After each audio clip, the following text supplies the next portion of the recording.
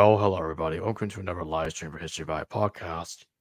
Today I'm joined with Kevin Maxwell and also my co-host Sean. And today Sean's going to be moderating a debate between myself and Kevin Maxwell on rather if Jesus did exist as a historical person or did not exist. So that being said, Sean, the floor is yours. All right. Yeah, the topic is, did Jesus exist? And Kevin will take the stance of the mythicist, and Jacob will take the stance of the historical Jesus.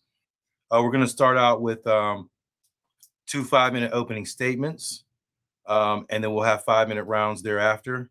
So we're going to start out with Kevin giving his opening statement, and I'll start the 5-minute timer when you begin, Kevin. We're going to get it underway. The floor is yours, Kevin. Okay, I'm good. You're good. Go ahead. All right. So, yeah, basically, I think Jesus is a myth as it relates to Christianity. So, like, I know, like, the position that Jacob's probably going to take or whatever is that Jesus is a myth in the Bible, might have a lot of myth in it. So, from my perspective, I still think Jesus, as it relates to how we're taught in the church, exists. I believe that he does not exist, and that's, to me, that's what's important. So that's what I focus on. So, because a lot of people are looking at Jesus from a spiritual perspective, because life is tragic and they need hope, so they look to Jesus to save them, sort of, from their tragedy. And I think that Jesus doesn't exist. And so I think it's important to have that position, that Jesus doesn't exist, just in the terms of a social belief system. But I think the Bible, you can discover that Jesus doesn't exist through the Bible, and that's basically my position. And I don't think he exists because of the time statements. And once you relate those time statements to ancient symbolism and cultures, and you find that he was another sun god. And I think there's lots of examples of that we can talk about. But in the end, I think Jesus, if he is the sun god, then it's a symbol of basically this Christ in us. So I love that symbolism. So I focus on the symbolism, and I can talk about that symbolism all day. But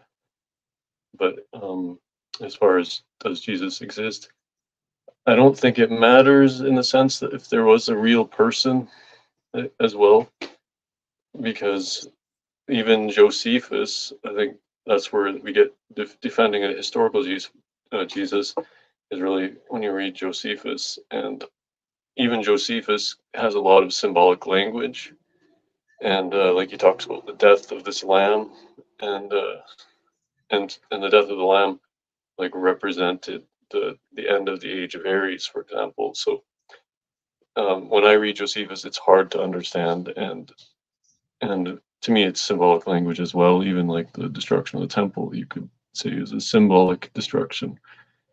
People will defend and say that that's historical, but if you look at the timing, to me, it's just there's too many archetypal themes coming together in the destruction of the temple that even if it was somewhat historical, the Romans were trying to create it as like a sun god religion. So they were using maybe realistic things, but everyone was thinking mythically, especially when it came to their writing. So then what we have passed down to us is sort of a mythical symbolism that represents a Christ figure or a savior of a Jewish cult. And so what you have is like the Emperor Titus is destroying the old religion and bringing in the new prophet. And so it's kind of like the Caesar's Messiah. I think it's a stronger position than like a more of a historical Jesus. But yeah, that's my position basically. So you still have 90 seconds left if you'd like to continue. Sure. So yeah, basically to come to that position, I basically had to study eschatology. And so like what I'm going to be referring to is a lot of what's in the Bible and what the time statements and some of Josephus, and then the ancient like Hellenistic liberal arts, So once you understand those, I think the context of the Bible, then you can understand the symbolism of Christ better, and that's how you get to these conclusions. So Jesus, as the Son of God, walks on water. I think we can all agree that people don't walk on water, and so why would you argue that Christ is a historical figure if he doesn't actually walk on water? So then you have just a symbolic story about him, and that's all the evidence we have about this Christ. As far as Christianity is concerned, to me, is mythical evidence. So that's why I would lean far more towards a mythical view. Even if people think that there might be some sort of evidence that there was a historical Jesus from Josephus or something, to me that becomes kind of meaning. Like, I can't build my own world philosophy out of that Jesus unless it's just trying to find what actually happened in history. But that's, to me, that's always a bit of a debate. So maybe that's what we're having here today. So. That's your time. That's your time. Yeah. I'll try to give you guys a 30-second warning. I gave you a 90-second warning, but that's your time. Sounds good. Good opening statement. Let me reset the timer. That's a pretty good stance he's coming with, Jacob. It's a mythicist stance, but he's going to come with some different information, it seems like. All right, Jacob, you have 5 minutes for your opening statement. When you begin, I'll start the clock and timer. Well, I guess I'll begin by saying that it seems that Kevin and I agree that Josephus does mention Jesus. But he takes position that Josephus talks symbolically. And that's interesting. Mythicists often tend to suggest that Jesus did not exist. And say, well, obviously they say that Jesus did not exist, but what I meant to say is I would tend to say that Josephus did not mention Jesus. They'll say that the Christian scribe inserted the Testimonium Flavianum, as it's called, at a later point. Often Eusebius is mentioned as a suspect. But Eusebius is our earliest attestation of the Testimonium Flavianum. And the couple of manuscripts of Josephus Flavius' Antiquities that we do have, the Testimonium Flavianum is there, and it matches exactly what Eusebius says. And I think that Josephus is writing prior to the four Gospels of Mark, Matthew, Luke, and John. And since Josephus does mention James, who is who he says is a brother of Jesus who was called Christ, it seems to me that Josephus is an independent source referring to the historical Jesus through his relative James the Just, who was killed in 62 AD when the high priest Hanan ben Hanan, or Ananus, son of Ananus, had him executed. In the Clementine recognitions, and I think the original version of that was written at the end of the 1st century or beginning of the 2nd century of the Common Era. Because Tyrannus Rufinus in the early 5th century of the Common Era admitted to manipulating the text of Clement of Rome's recognitions. But in it, one called Saul is blamed for murdering James, the brother of Jesus. And it appears that this Saul was sent by that high priest Ananus to have James killed. It's all it's all connected to the same story that Josephus mentioned about the death of James in 62 AD or CE. I finished my point by saying that in Galatians 1:19, it specifically states that James is the Lord's brother. And I say, how can a historical figure such as James have a brother that did not exist? Some mythicists will argue that James is not literally Jesus' brother. And there is a text, 2 texts of the Apocalypse of James, the first Apocalypse and second Apocalypse of James. But one of them suggests that James is not literally Jesus' brother, and that James was actually the son of Theudas and of Mary. I'm not going to get into too much about the different Jameses in the church at that time, because that's I'll be spending a lot of time talking about that, and I don't think it is necessary to talk about that. My point is that Jesus had a brother called James regardless of the mess involving a couple of other Jameses that are implied in the second century of the Common Era. Jesus suffered a crucifixion. Paul states in 1 Timothy, many scholars think that's 1 Timothy is a fake. I've bounced around regarding if 1 Timothy is or isn't a fake, but I've come to the conclusion that 1 Timothy is authentic. And I believe that collaborative co-authorship or cooperative co-authorship of the Pauline Epistles explains the contradictory theologies in Paul's letters. The only letters that are claimed to be entirely written by Paul is 1st, 2nd Timothy, Titus, Ephesians, and Galatians.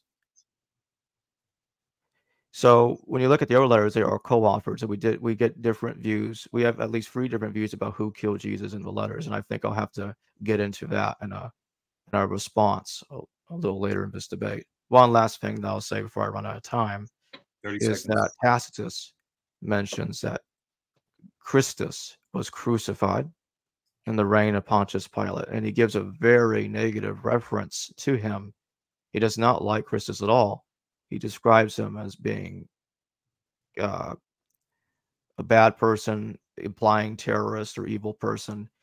It doesn't seem like he could have gotten such a description from Josephus' Testimonium. Now, by the time Tacitus is writing, Mark might have already been written. I do think Mark is the first of the Gospels. I'm not exactly sure. I'm not exactly. My time's up. Okay. Yeah. I'm trying to give you guys a minute or a 30-second. Would you rather have a minute or 30-second warning? This is hard. I think it's kind of the way it is. I think it worked out. But all right. So then, gentlemen, you said about 3 to 4 rounds. We'll see how it goes. Very interesting. This is going to be a very interesting dialogue here, guys. So, Kevin, once again, the floor is yours. You'll have 5 minutes to begin what we'll call your first round to start to present your argument. Once again, I'll start the timer when you start to present. Okay. Is this a response? This is you could start with a response. You could start with your argument. Right. You can respond. Maybe even we can modify this as we go along, and then I can give you guys 3 minutes to respond, and then maybe 5 minutes to present. Would you guys like to just do that? So, like right now, would you like to respond for 3 minutes first before you present, or you want to extend? We can extend it. My response would be the same as presenting, I think. Okay. So when you're ready to begin. Yeah. I'm good. So yeah, basically I'll just respond. So here's basically I just want to respond to that point. Galatians 1:19, James is the Lord's brother. Okay, sometimes we get into the relationship between like family members, and we start thinking about actual historical people, whereas in the ancient symbolism and the ancient astrologers, I know Josephus. I was listening to Josephus recently, and he said the astrologers were a peculiar people, and I know the book of Acts calls the Christians or the believers were a peculiar people. And so why are the astrologers peculiar, and they're also considered wise? And so you have to think that what the astrologers are doing, they represent like the wise men or the magi, so that Jesus was came with the wise men from the east. Of course, the 3 wise men were these 3 stars pointing to the rising Son of God, and it's in the east. And you can look that up, that symbolism. So what happens there is that these constellations are personified as people, and I think that's what's happening all around the text. And I think the more educated or higher up in the politica or the ecclesiastical hierarchy or whatever you want to call it, you were, the more you understand the symbolism of it as having this deeper, more abstract meaning. So my position with, for example, Jesus and the brother of Jesus. Well, that to me is the sun and the sign of Gemini. So unless you understand the symbolism of like Gemini, you're not gonna pick that up right away, because the Gemini is the brothers, and so then when the sons and the brothers, people back then would say, oh, it's the brothers are out today. And that's when the stars or Gemini are out. So we're not accustomed to understanding those constellations. So then we don't really understand the personification of those symbols in the text. So I think that's part of the problem. So when we go, I know, defending this guy James, we think he's historical for some reason or another. Well, it's usually because of the context that we're given, but the context is usually wrong. So that's my argument, first of all.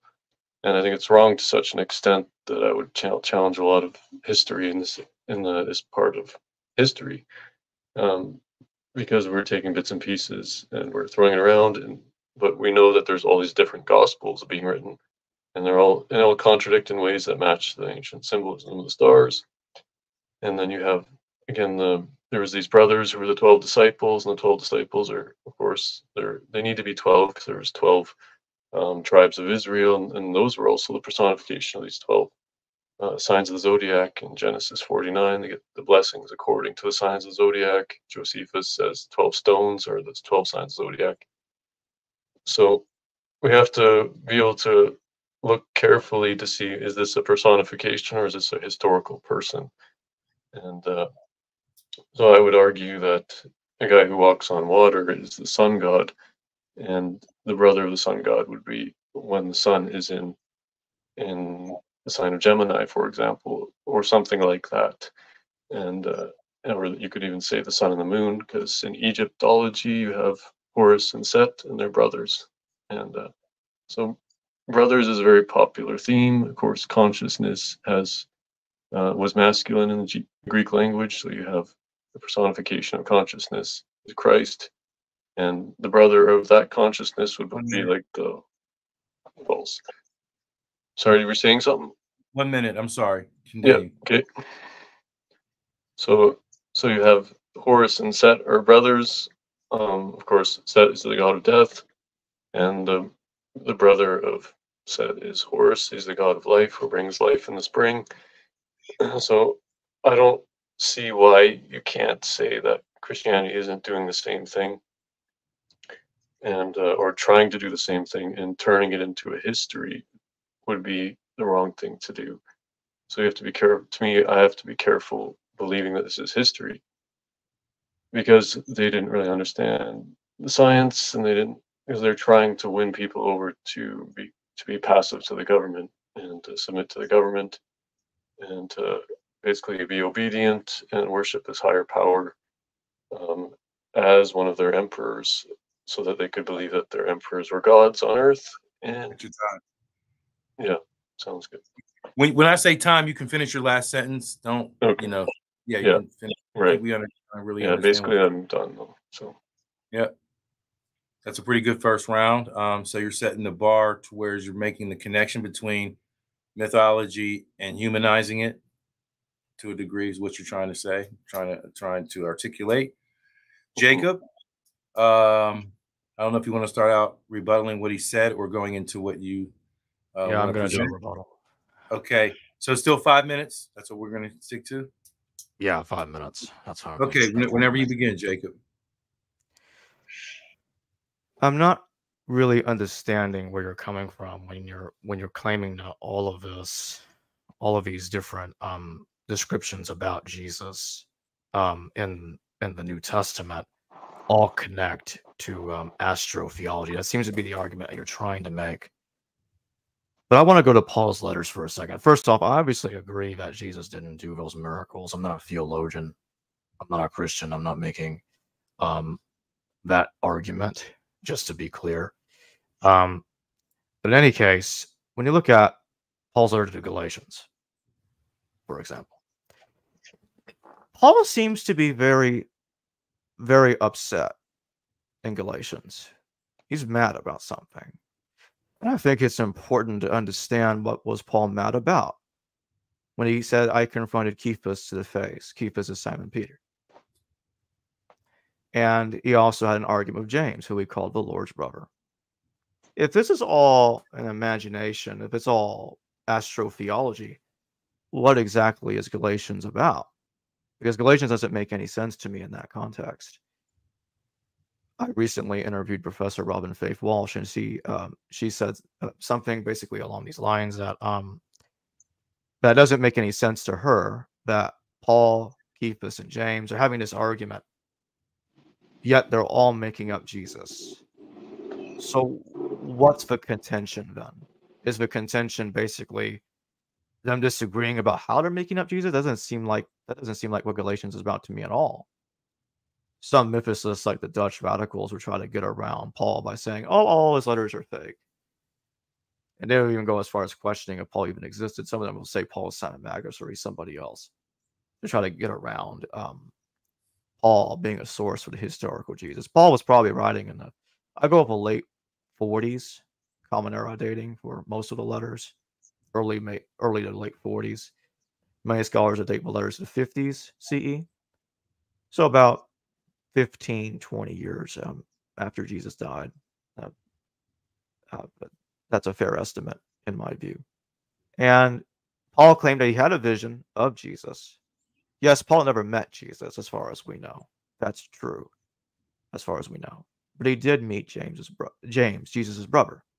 And people can meet people, the brothers of somebody that they never met before. You can meet someone's brother, but never have met the brother or sister of that specific individual. That happens all the time. So some people try to say, well, Paul never met Jesus, as if that is a valid point to suggest that Jesus didn't exist because Paul never met Jesus. No, but he did meet his brother. And he met his brother after Jesus was crucified. That's the way the logic should go, in my view. And when you look at Paul's letters, I think it's much harder, because I think it's already difficult to do this with the Gospels, but I think it's much harder to do with Paul's letters, to claim that that Paul is deriving all of this from astrotheology. Now, you mentioned earlier in your opening statement, and again in your following statement, that Josephus is producing propaganda. The Gospels are producing propaganda. Well, there's an incorporation of propaganda. I don't question that. Paul in Romans 16 even admits he's a Herodian. Some question what he really meant by Herodian. I take the interpretation he was being quite serious about that, and that would explain why in 2 Corinthians Paul says, I believe it's in chapter 11,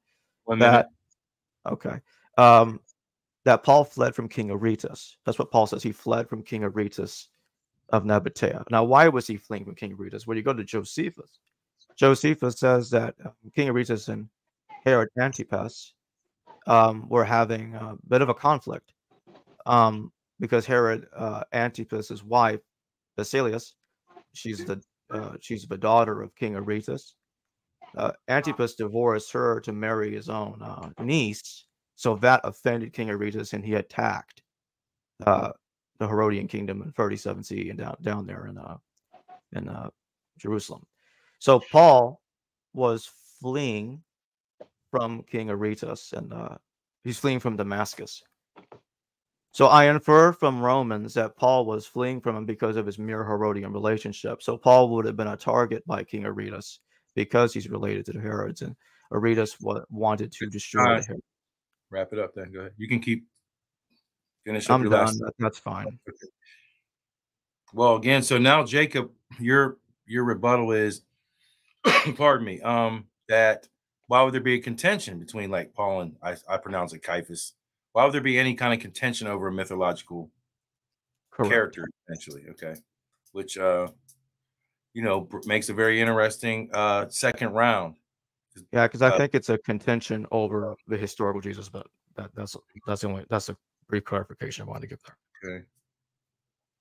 Well, Kevin, are you ready to start your round two? Do you want to rebut what he said too? And Yep. By all means. Okay, when you're ready, to go ahead and start.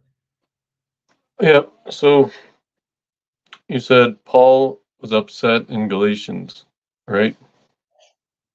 So that's correct. First of all, who is Paul, right?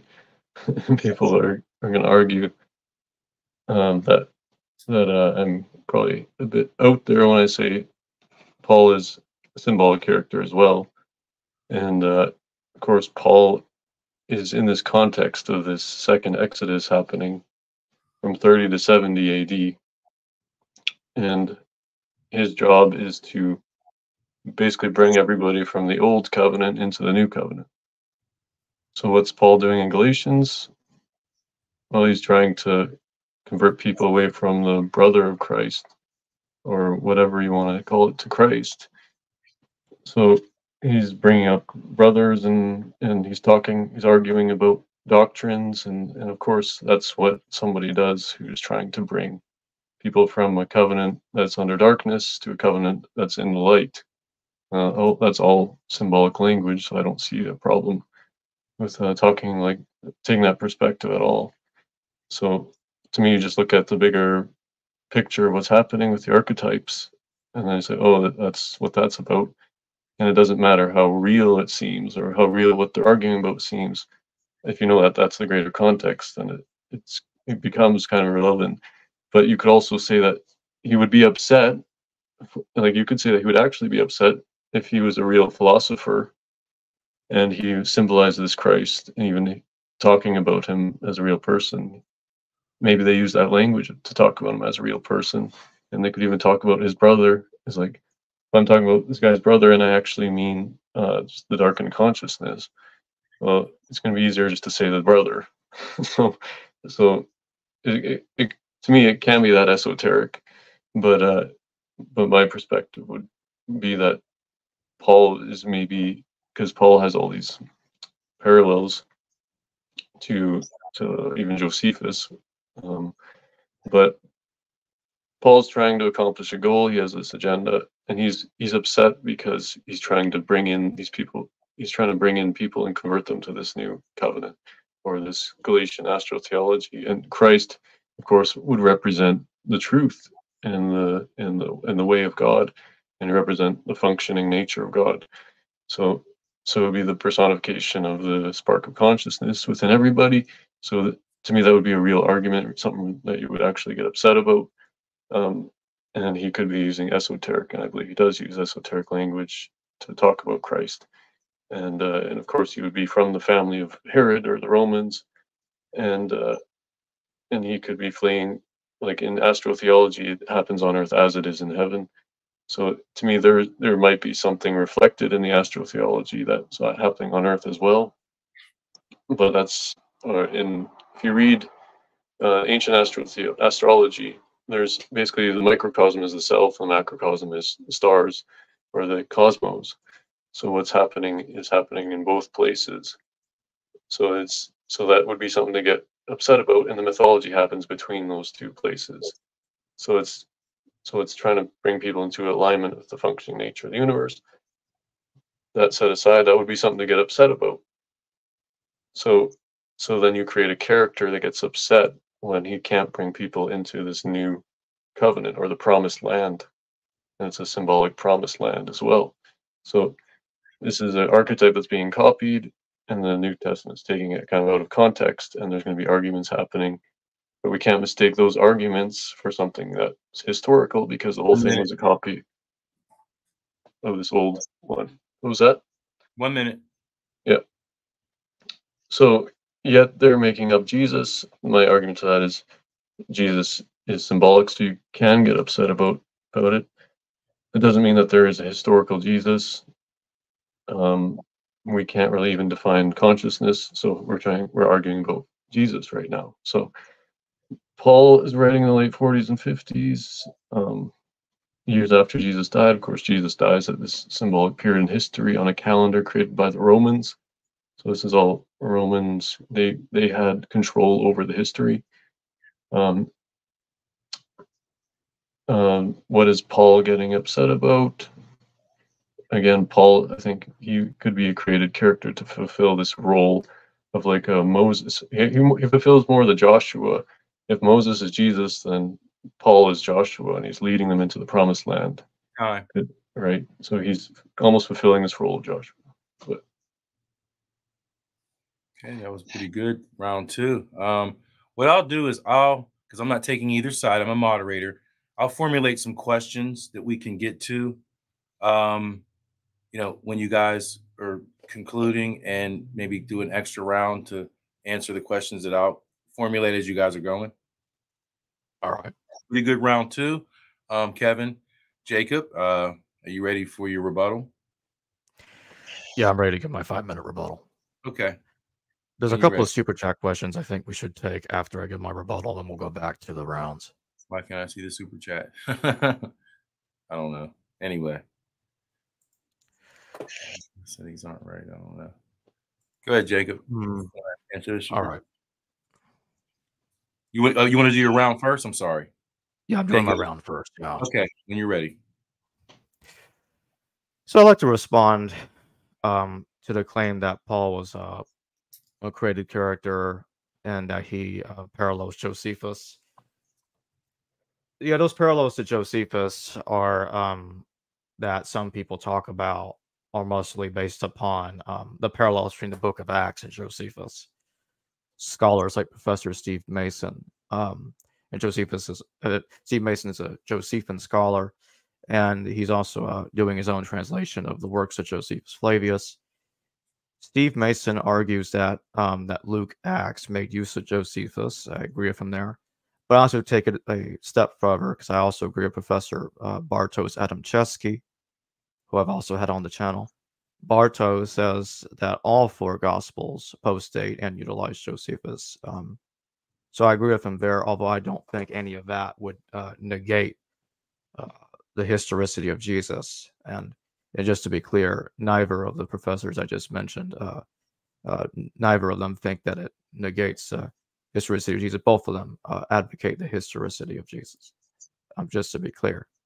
Now, if Paul was a made-up character, what was the point of that? Because Paul, he's identified in Romans 16 as a Herodian. So I think logically Paul's letters have to predate Matthew. Or really, I should be saying predate Matthew and Luke. I mean, I think they also predate Mark. I think Paul's letters were written before the Gospels, and the consensus of scholars agree with that. Now, if Paul was made up, like I said earlier, what was the point? Because Paul says that he was persecuting this faith, and then later he converted and became a brother and a part of this brotherhood of the Lord. Because when Paul was writing, the term Christian didn't exist yet. Christian or Christianos seems to have been first used, at least in terms of, like, Josephus attests to the Christianos in the 90s CE in his Antiquities of the Jews. Some argue that Acts is probably correct, that the term Christian existed in the 50s, but there are others that are not so sure how reliable Acts is. And I question the reliability of Acts as well. I don't think it's describing Paul in the way that we think. Also, if we try to harmonize Acts and the letters, it's not going to go well, because Acts contradicts the letters many times. It doesn't even mention Paul's letters, as a matter of fact. And some scholars, like Professor Barman, will argue that Acts doesn't even know Paul's letters are independent of one another. There is disagreement in scholarship about this, if Acts is or is not independent of the letters.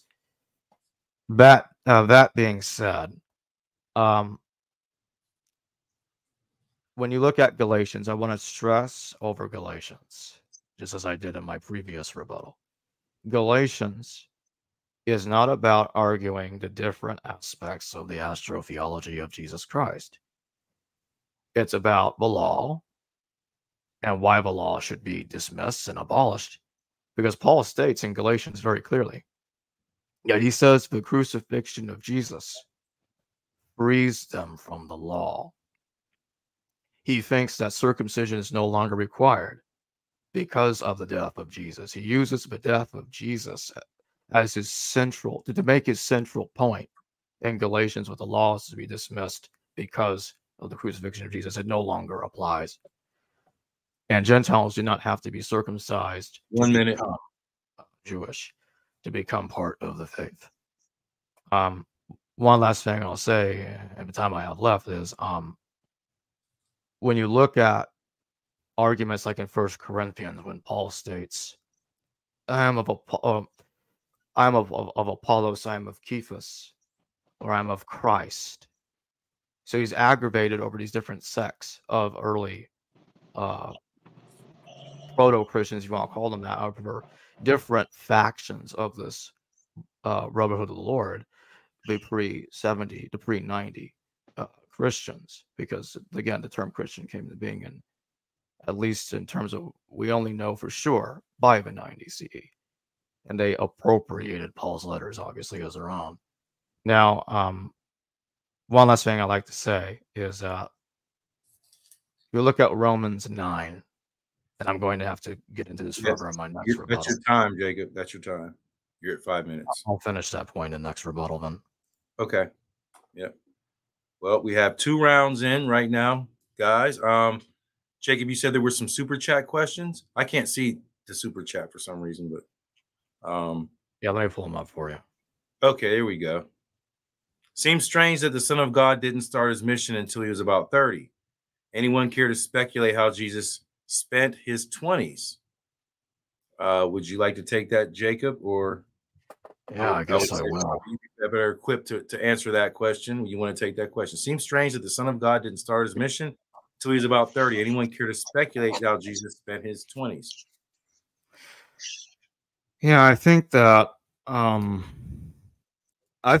I think that Jesus was a zealot, an apocalyptic zealot. So I agree with the late SGF Brandon. He passed away in the 1970s. That Jesus was a zealot. And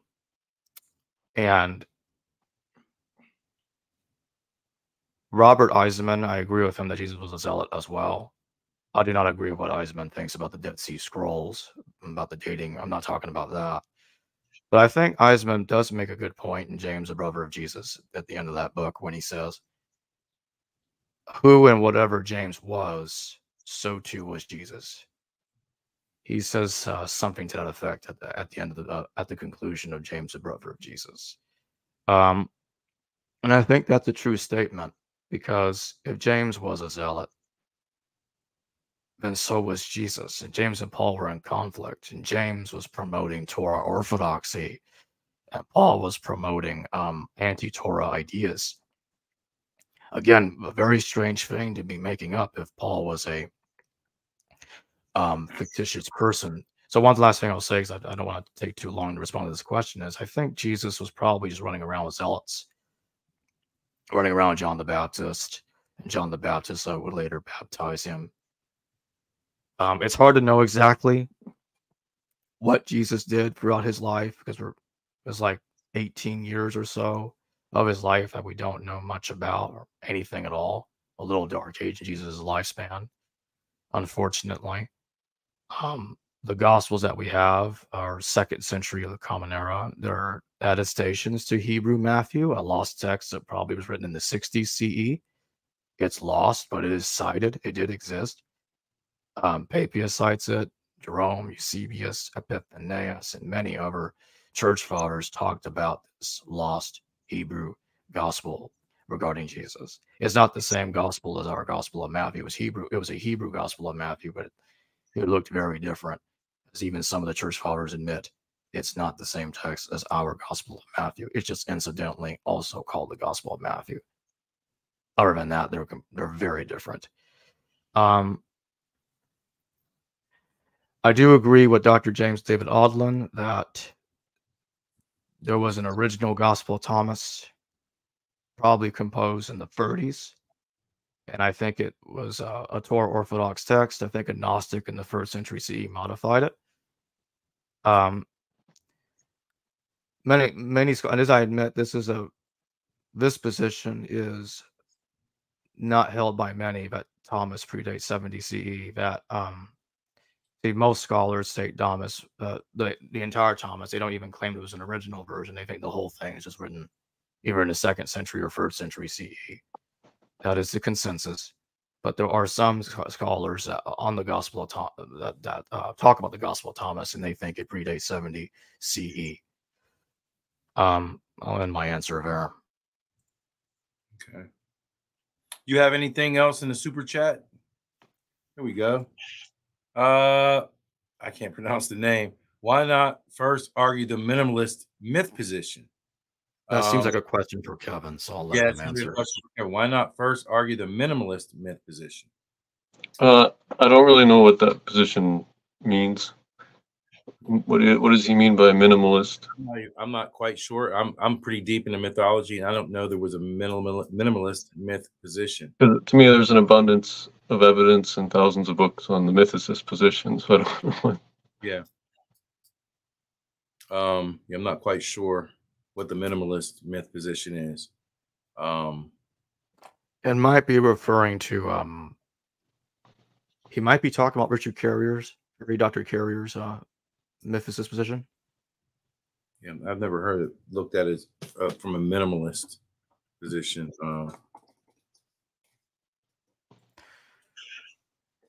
I guess we'll move on then. Thanks for the super chat, not Locke, and Greg Helton. Thank you for your super chat as well. Okay. Well, gentlemen, we got another one. Yeah. From Nemo History, if I pronounced it correctly.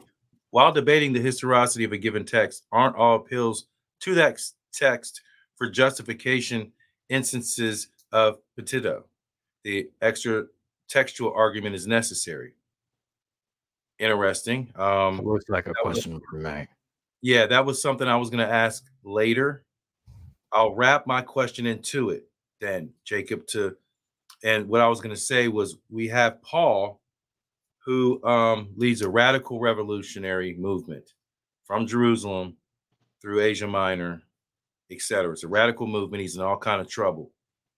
We don't have any extra biblical sources for that. How do you feel about that then in terms of trying to pinpoint the historicity of Paul? Because we don't have an extra textual argument for Paul. Does that matter? Does it mean anything? Because Paul's in a lot of trouble, man. He's a troublemaker. He's radical.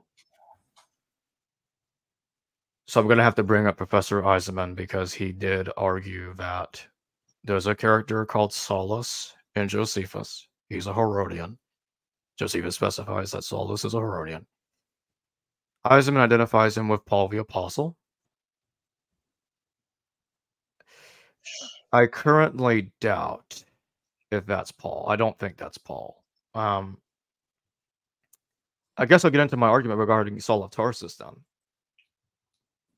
I find it curious that the book of Acts thinks that the vision of Saul happened 30 years after the vision of Paul. That's a problem. Saul in Acts only has one shipwreck. In 2 Corinthians, Paul says he had 3 shipwrecks. That's another contradiction. In Acts, James and Saul are getting along, which makes no sense at all. And Paul, James, and Peter are like buddies. That's not how Galatians views that relationship. Cephas and James are on the same team and are both enemies of Paul the Apostle. So it seems like to me, it looks like to me the best explanation for the data, and I've held different positions about this before, but my current position, and I think I'll be sticking with it from here on in, is I think the only way to really understand Acts, or wrap our heads around it, and especially the fact that Acts never mentions Paul's letters, and I find that very strange. It looks like Acts is deliberately mixing up Saul, who's mentioned in the text of Josephus, with Paul the Apostle. And I think that would explain why we're getting so many contradictory, like so much differences between Paul and Saul that just cannot be reconciled.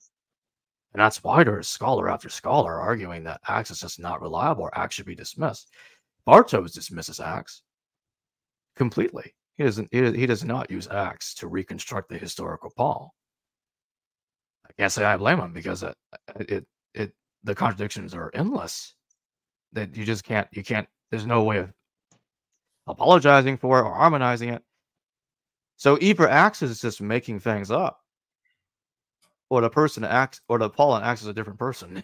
It's not even Paul, it's just somebody else. And Saul of Tarsus is being conflated with Paul. I think those are two different choices that I have, and I'm gonna pick the one that says they're two different people.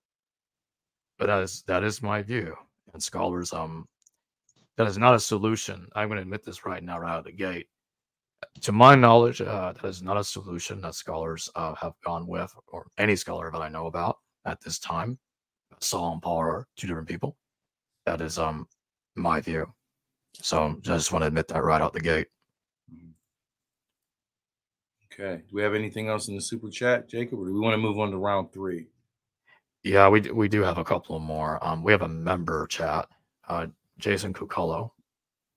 All right, Jason. Okay, zealots killed those who sided with the Romans.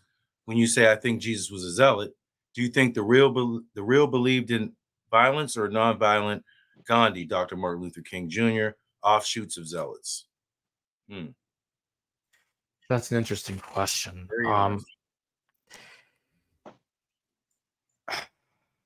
So zealots killed those who sided with the Romans. When you say I think Jesus was a zealot,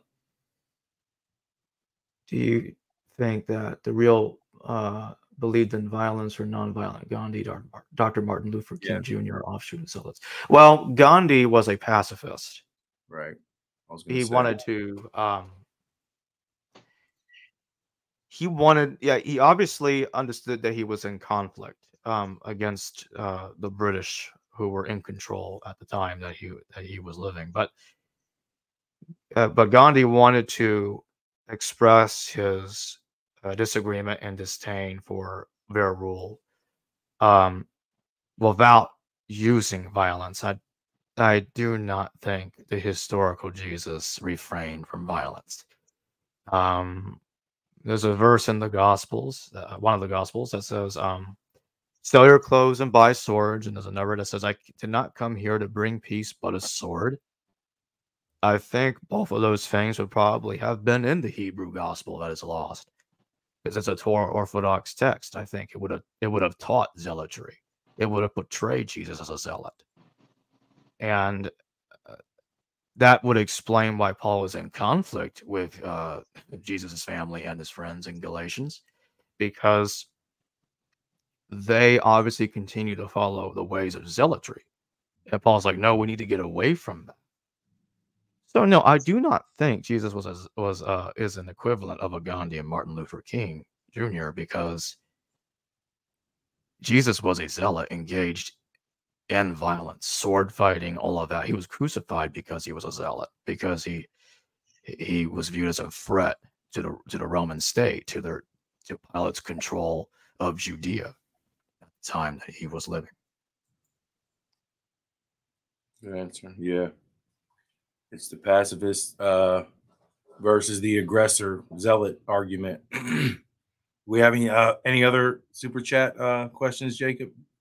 Looming out there? Oh, we got another one from Jason Cuculo, if I'm pronouncing it correct. Okay. Jesus is as a version of the wise snake king pagan motif. Jesus as a version of the wise snake king pagan motif. Maybe that's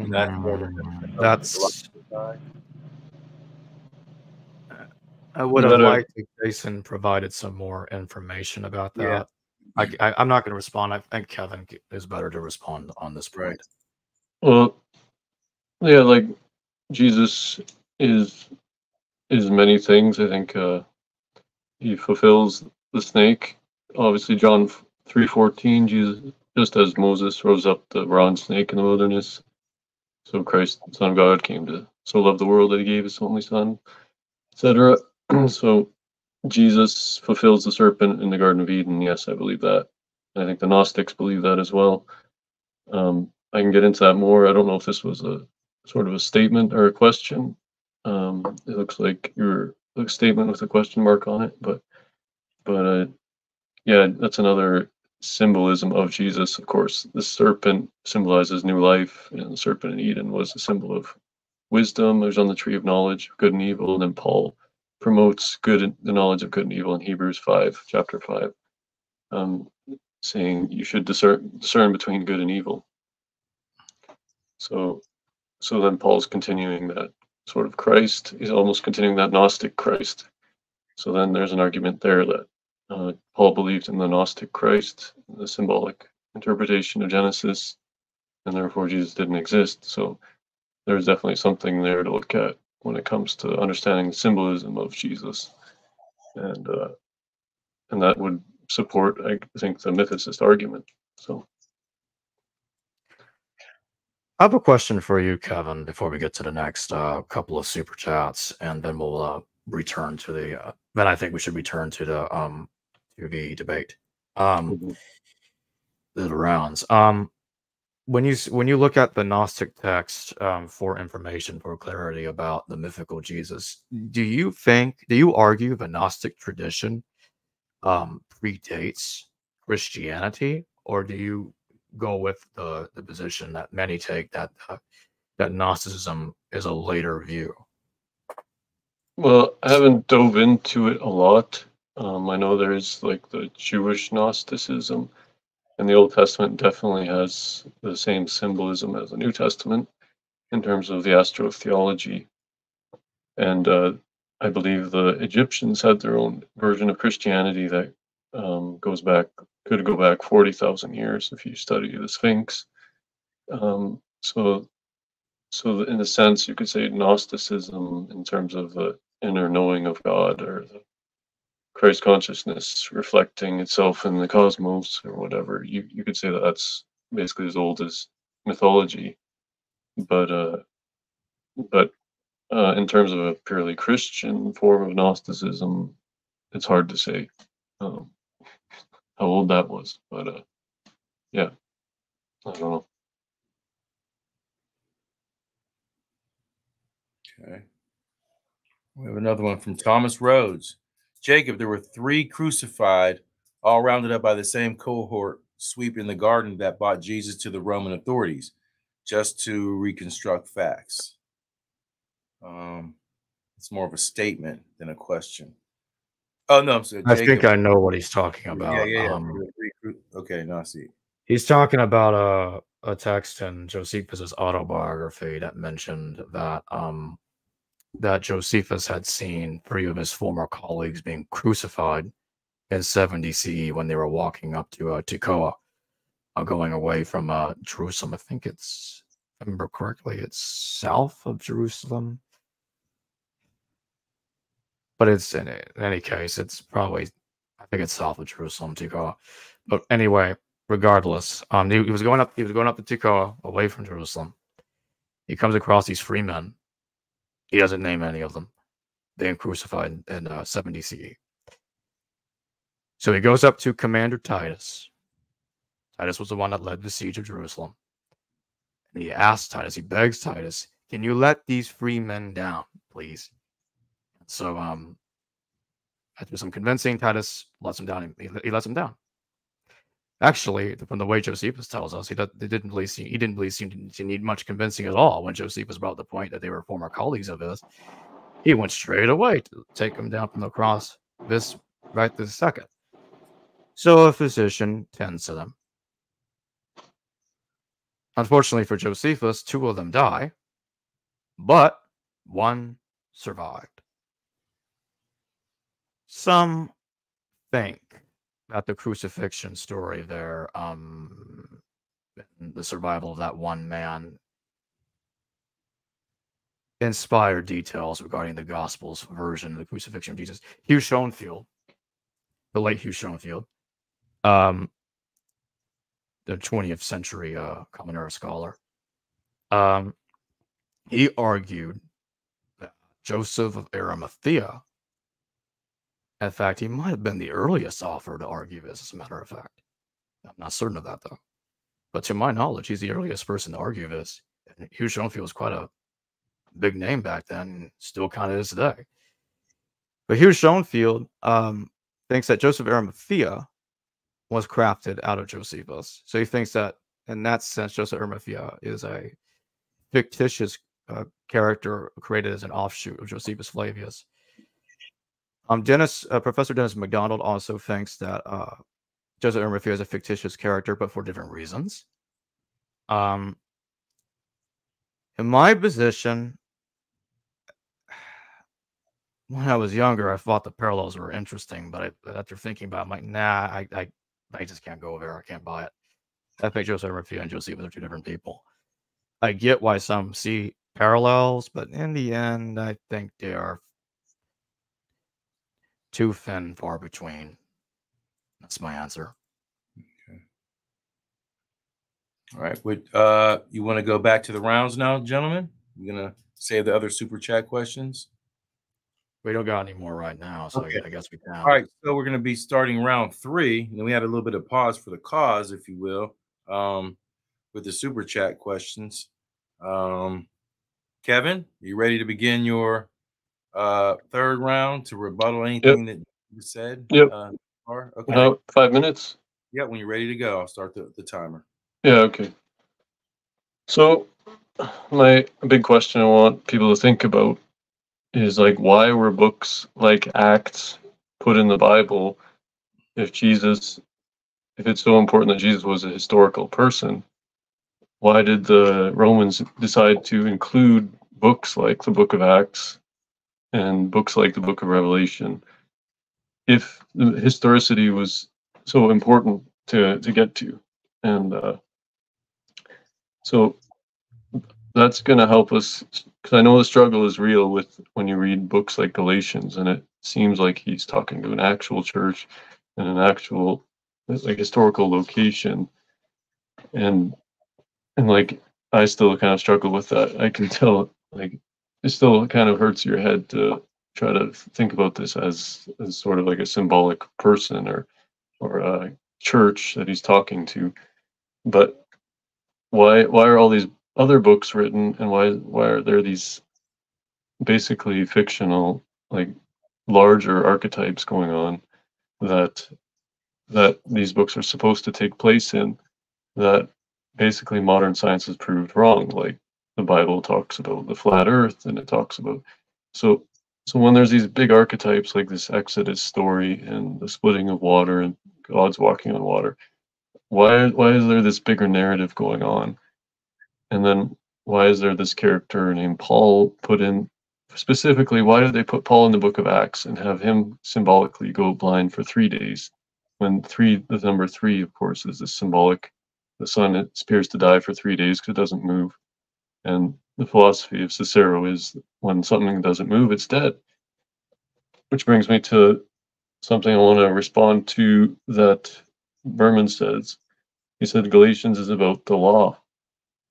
Okay, so what? Enoch says the fixed stars are obeying the law of Moses.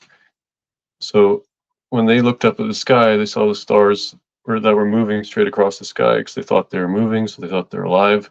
And they thought, like the Egyptians physically, they thought the constellations were gods moving across the sky. So they were on their journeys, they were on the way of the Lord, they were following the path of Christ, and they were doing so, and they were obeying the law of God. So they're personifying these constellations, and the book of Enoch, of course, is used as a reference in the New Testament as well. That's a different discussion, but the point is, when you study ancient astrology, you can actually see the symbolism of these texts more easily, which makes it much, much easier to see Paul as sort of a mythological character. So from my perspective, more people need to dive into the symbolism of ancient astrology and the language of ancient astrology, and then you can understand what's actually going on in these texts a little bit more, and what the Romans would have done with it. So, I want to respond to that. And I don't know how much time I have left. You're at 3 minutes and 18 seconds. Okay. So, and then Paul is, of course, shipwrecked, and then he has his name changed, of course, having a new name. It represents the new covenant in sort of the microcosm. So he becomes this new person. He dies and rises again in his own way after going blind for 3 days. Of course, the 3 days of darkness would be the sun at the lowest, darkest time of year. And then, of course, the shipwrecks, of course, being on ships, they would rely heavily on the stars to navigate where their ships go. So what that whole thing is telling you is to study astrology. because if you don't study astrology or the stars, then you're going to shipwreck yourself. And in the ship, of course, there's a ship constellation. I'm not going to get into that. There's Argos, one of the 48 Greek constellations. And of course, shipwrecking 3 times again, that's numerological significance. And then I want to respond to Jesus, of course, starts the ministry at age 30. 30 seconds. That's when they thought that people become adults is at age 30. But 3 again is 30 degrees of the zodiac. You have 12 signs at 30 degrees each. And he goes around, of course, there's 30 cycles on zodiac before he starts his ministry. So he's fulfilled basically you could say, a material cycle of growing up, and he enters into a spiritual mission where he goes out in the wilderness for 40 days, which represents the rising of the sun in the spring. So you have to understand the numbers to see the significance. That's your time. Of like the 30 and the numbers and the ages. Okay, thanks. Yeah, that's your time. Interesting, Jacob. Very interesting. Thomas Rose, thank you, Jacob. I'm asking if all 3, Jesus being one of the 3, were all rounded up at the same arrest sweep. Do you want to answer that first, Jacob, or do you want to go into your round 3? I guess I'll go ahead and answer it. Okay. They were probably arrested simultaneously. I wouldn't be surprised if those other 2 that were crucified next to him, because they're called 2 thieves or 2 robbers. And zealots were criticized that way sometimes as being robbers, thieves. Some have noted that. So I suppose they were probably rounded up at about the same time, or even I wouldn't be surprised if at the same location for the same reason, even. That's my take. Okay. Yeah, and you can my phone went dead. Hold on a second. When you're ready to start your round 3 rebuttal, I'll begin the clock when you start to speak. This is round 3, gentlemen. Yeah, thank you for ready, Thomas. And yeah, I'm ready to go. Okay. So my response will go like this. Again, you have made additional astrotheological connections, arguing from numerology, etc.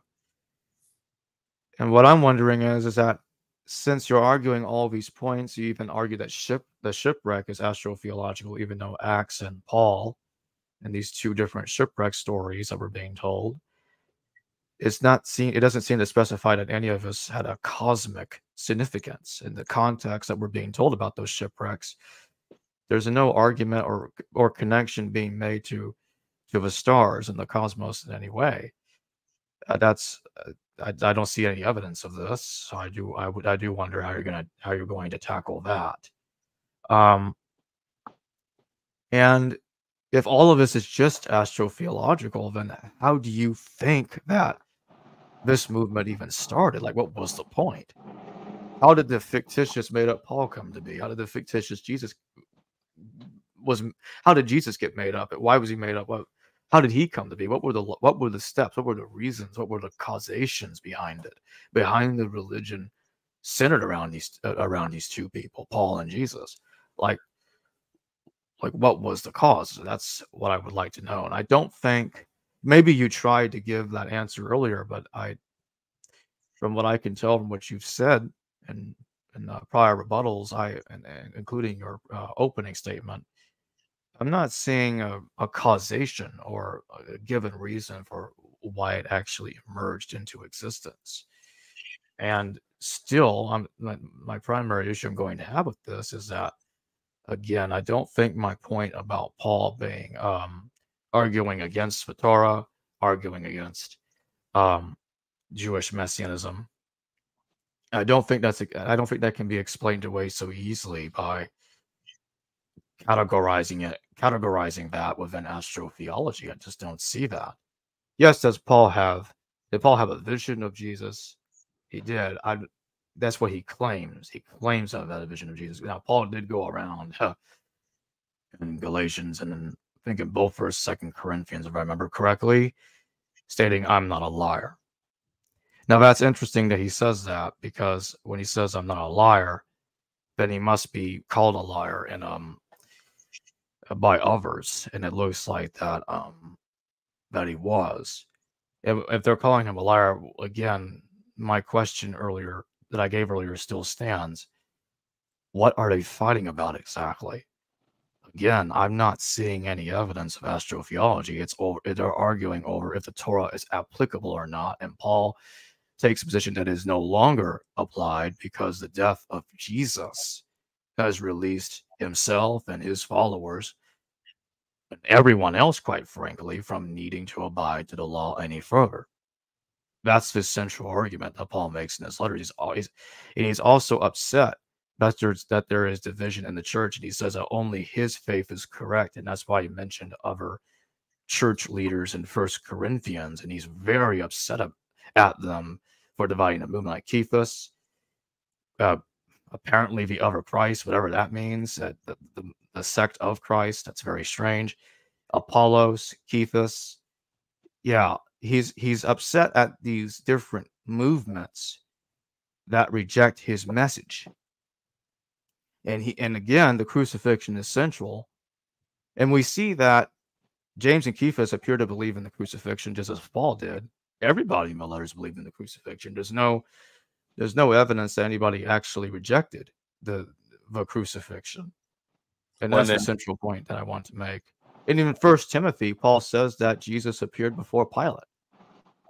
Like I said earlier, there are many scholars that will say that 1 Timothy is fake, and therefore, quite often, mythicists will say 1 Timothy does not apply because it's fake and it's non-Pauline. But even when they go to I'm talking about other mythicists, the way they argue this, so they go to 1 Thessalonians, and they say 1 Thessalonians 2:13-16 was an interpolation. I don't buy that. All manuscripts of 1 Thessalonians has that. Back then, I thought about it, and I tried to be open to the argument, but in my final conclusion regarding those 3 verses, I think they were always authentic. I do admit it does contradict 1 Timothy. Because 1 Timothy, it has Pilate being behind the crucifixion of Jesus. At 1 Thessalonians, it's blaming Jews for killing Jesus. And it says the wrath came upon them at last for what they had done to Jesus. Some argue that's post 70 because it is it's referring to destruction of the temple. I don't think that, and that's it for now. Okay. Very interesting, guys. Getting a little deeper, especially with Kevin's last round too, where he's making some connections. Still through the astrologers, if you will, and the astrotheology. Jacob that's a really good rebuttal also. Now we're getting into round 4. This is the 4th round. I don't know how many more rounds you guys want to do. Let's take this super chat before we continue real quick. Here we go. Jason again. Christ was Osiris? ? Osiris died, was dismembered, and reassembled by the gods, especially Thoth. He was a man with the title Kenti Amenti, if I'm pronouncing it right, and was from Abydos and became the god of the dead. I'm the moderator. I'll even talk about this. I have no denial that mythology is twisted up into the Bible. Surely it is. And the archetypes from culture to culture, from my studies, were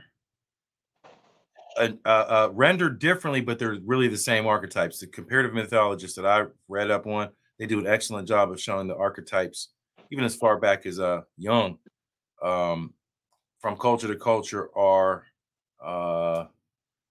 there. Now, whether or not Jesus is Osiris is another question.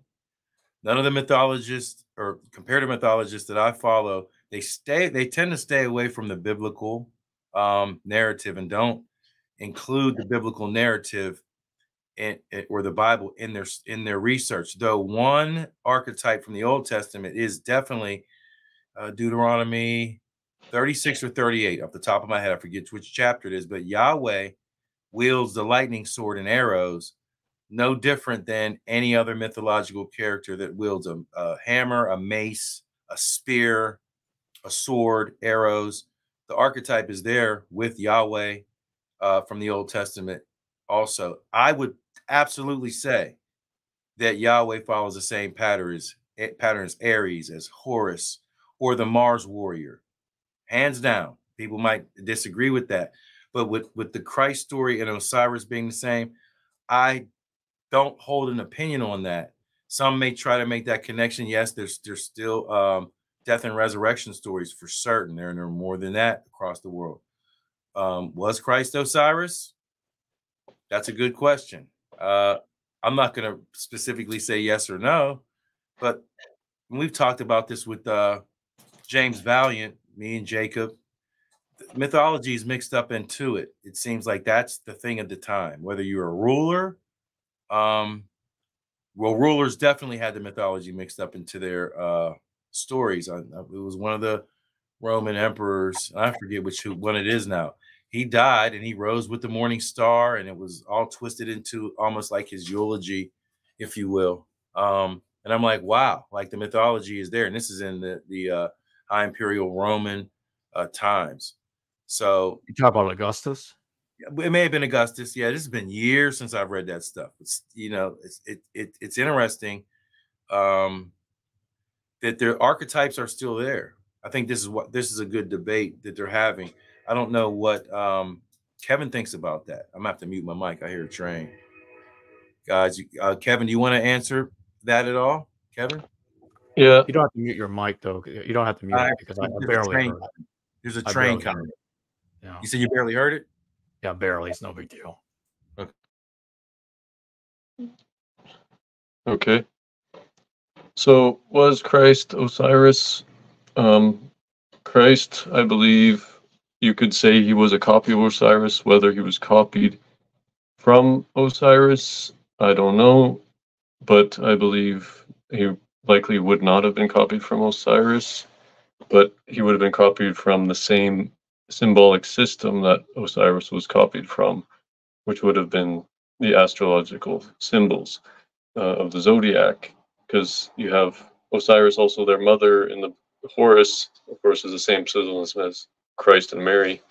You have Mary Isis, who is, and her child Horus, and then you have Mary and Jesus. Of course, that would be derived from the ancient mother, or the Virgo, basically, who appears to be giving birth to the sun and the moon as they go around the ecliptic.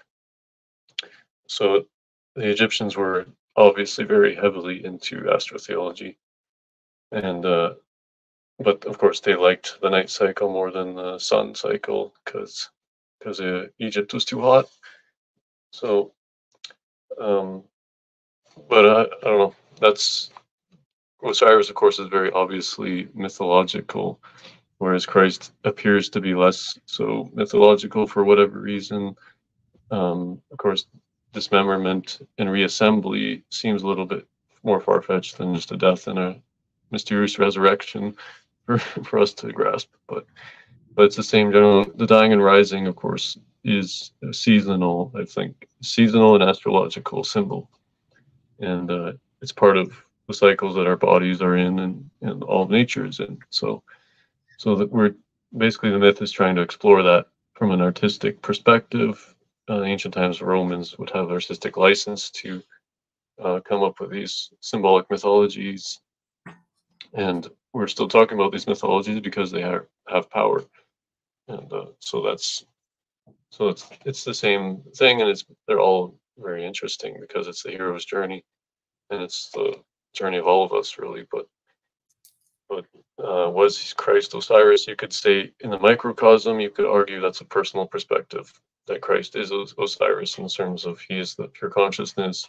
In the macrocosm, I would say both of them don't exist as the ancients saw them, because they had a different astrological, basically solar system than we do. So basically they thought the sun was rising when really it's the earth was turning, stuff like that. So, but it's still something we have to struggle with in terms of the microcosm. So I guess I'll go ahead and respond to Jason. By the way, it's yeah, we can. It's spelled Osiris. That's how Osiris is actually spelled. Just wanted to point that out. And in case that some did not know this, but Osiris is actually how you say the name of that god in Greek.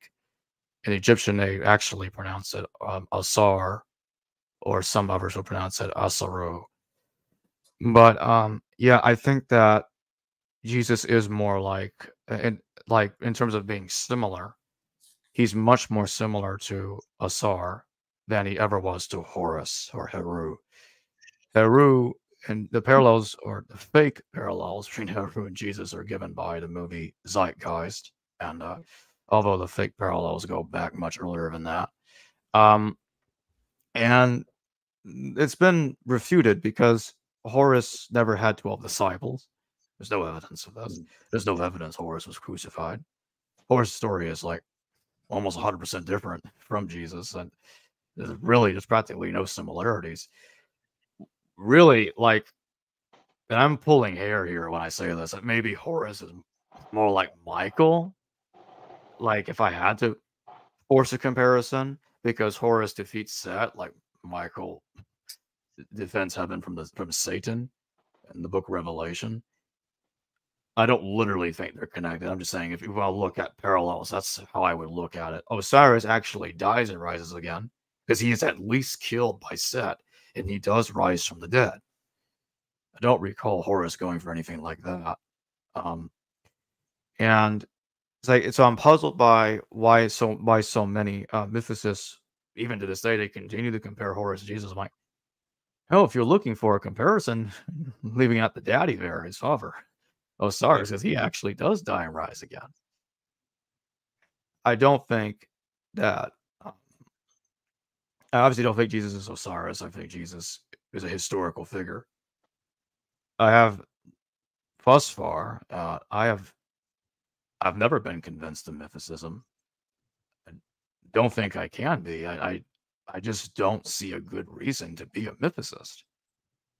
That's my point of view. I just don't see a good reason for it. Like, oh, some will try to say, oh, you're a hypocrite because you believe Jesus existed, but you don't think Moses, you don't think Adam, Romulus, and Remus, or all these other people existed. I'm like, well, I think comparing it to the debate regarding those other people that I just mentioned existed or not. Yes, there happens to be that many scholars today say that Moses, Adam, and several other people in the Old Testament did not exist. Like the historicity of Solomon, they believe Solomon existed. King Saul, that's a more complicated issue, but Saul, I think he's typically regarded as a historical figure. But when you try to work your way earlier than that, there are problems. And there are some scholars that do argue for a historical Moses, like Professor Brooke Halpern and others. And even if, like, maybe somebody inspired Adam, and for some reason he was turned into the first man. For some reason, maybe Moses was some kind of tribe leader or a slave that led a small group of slaves out of Egypt. I don't know. Dr. Scott Stripling, he thinks that now many will say, oh, he's an apologist. I'm like, maybe so, but Scott, I do think he at least made an interesting point regarding a fragment that seems to date to around, I think it was a little while after 1500 BCE. It seemed to mention somebody that sounds like Moses leading a people out of Egypt. Obviously, the miracles are not mentioned. There's no parting the Red Sea or any of the other stuff that's attributed to Moses. So if Moses was a historical person,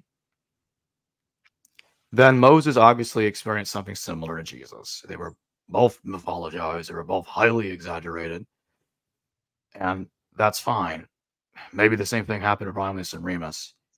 Because the reason why I'm putting it this way is because people go back and forth all the time. Like back then, people said Moses didn't exist. People today say, a lot of people today say Moses didn't. I mean, people back then said Moses existed, and then they changed their mind and say Moses didn't exist. Maybe a couple of centuries from now, they'll say he existed again. I don't know. I don't know the future. My point is, the reason I put it that way is because I think we should be careful, because sometimes when we say something's an example of something else, it may not necessarily be. That's the only reason I put it that way. But thank you for that super chat, Jason. Okay, guys, we're approaching round 4. Now, do you guys agree to extend this round maybe by another minute so that we can get to more of a Q&A? I'm down. Yeah, I'll make it 1 more minute, and I'll just kind of ask some questions that I was taking some note to both of you guys, and we'll see, you know. I'm just going to run and grab my charger. My phone's going to die here. Oh, no. I'll be right back. Our super chat anyway that we can look at in the meantime. Go ahead, Jacob. Jacob, can you hear me, first of all? You said... I can. Yes, I can. All right.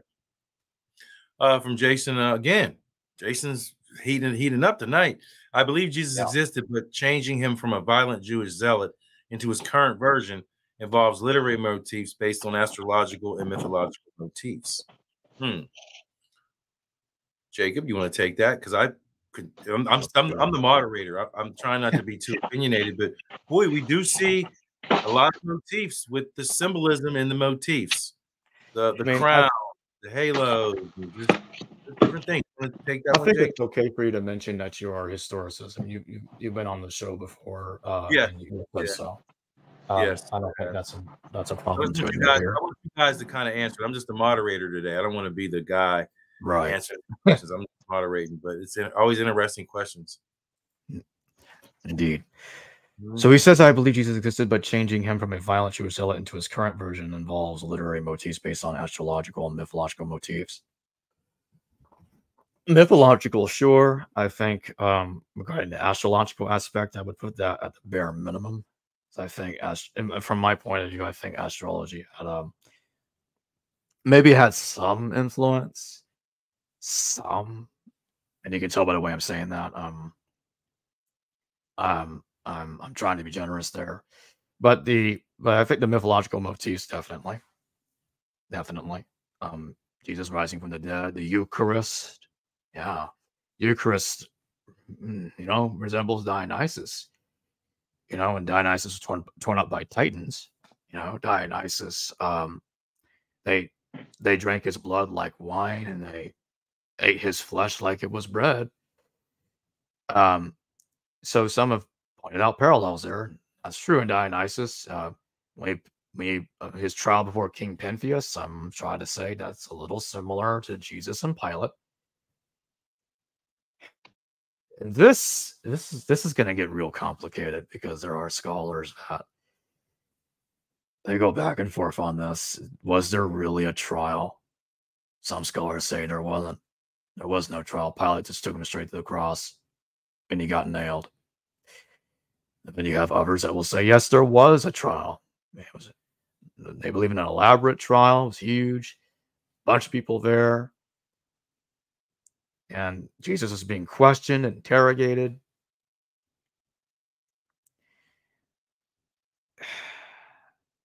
I say there might have been a trial.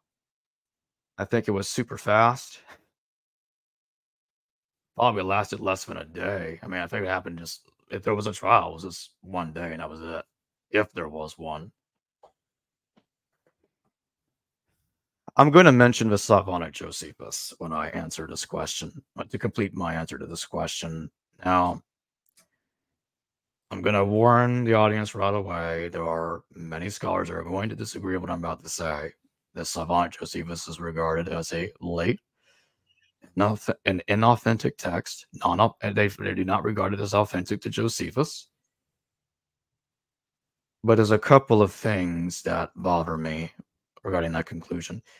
Robert Eisler, who was a major Josephine scholar in the early 20th century of the Common Era, he argued that it is authentic. The Slavonic Josephus is a translation of the very lost Aramaic Josephus, or the Aramaic words of the Jews that Josephus mentioned. And if he's correct, then it's not so lost after all. We actually have it. When I went through the Slavonic Josephus, I found it interesting that it never mentioned that Josephus had sent a prior Aramaic work to the people beyond the Euphrates, to the brethren beyond the Euphrates. I'm like, well, that's strange.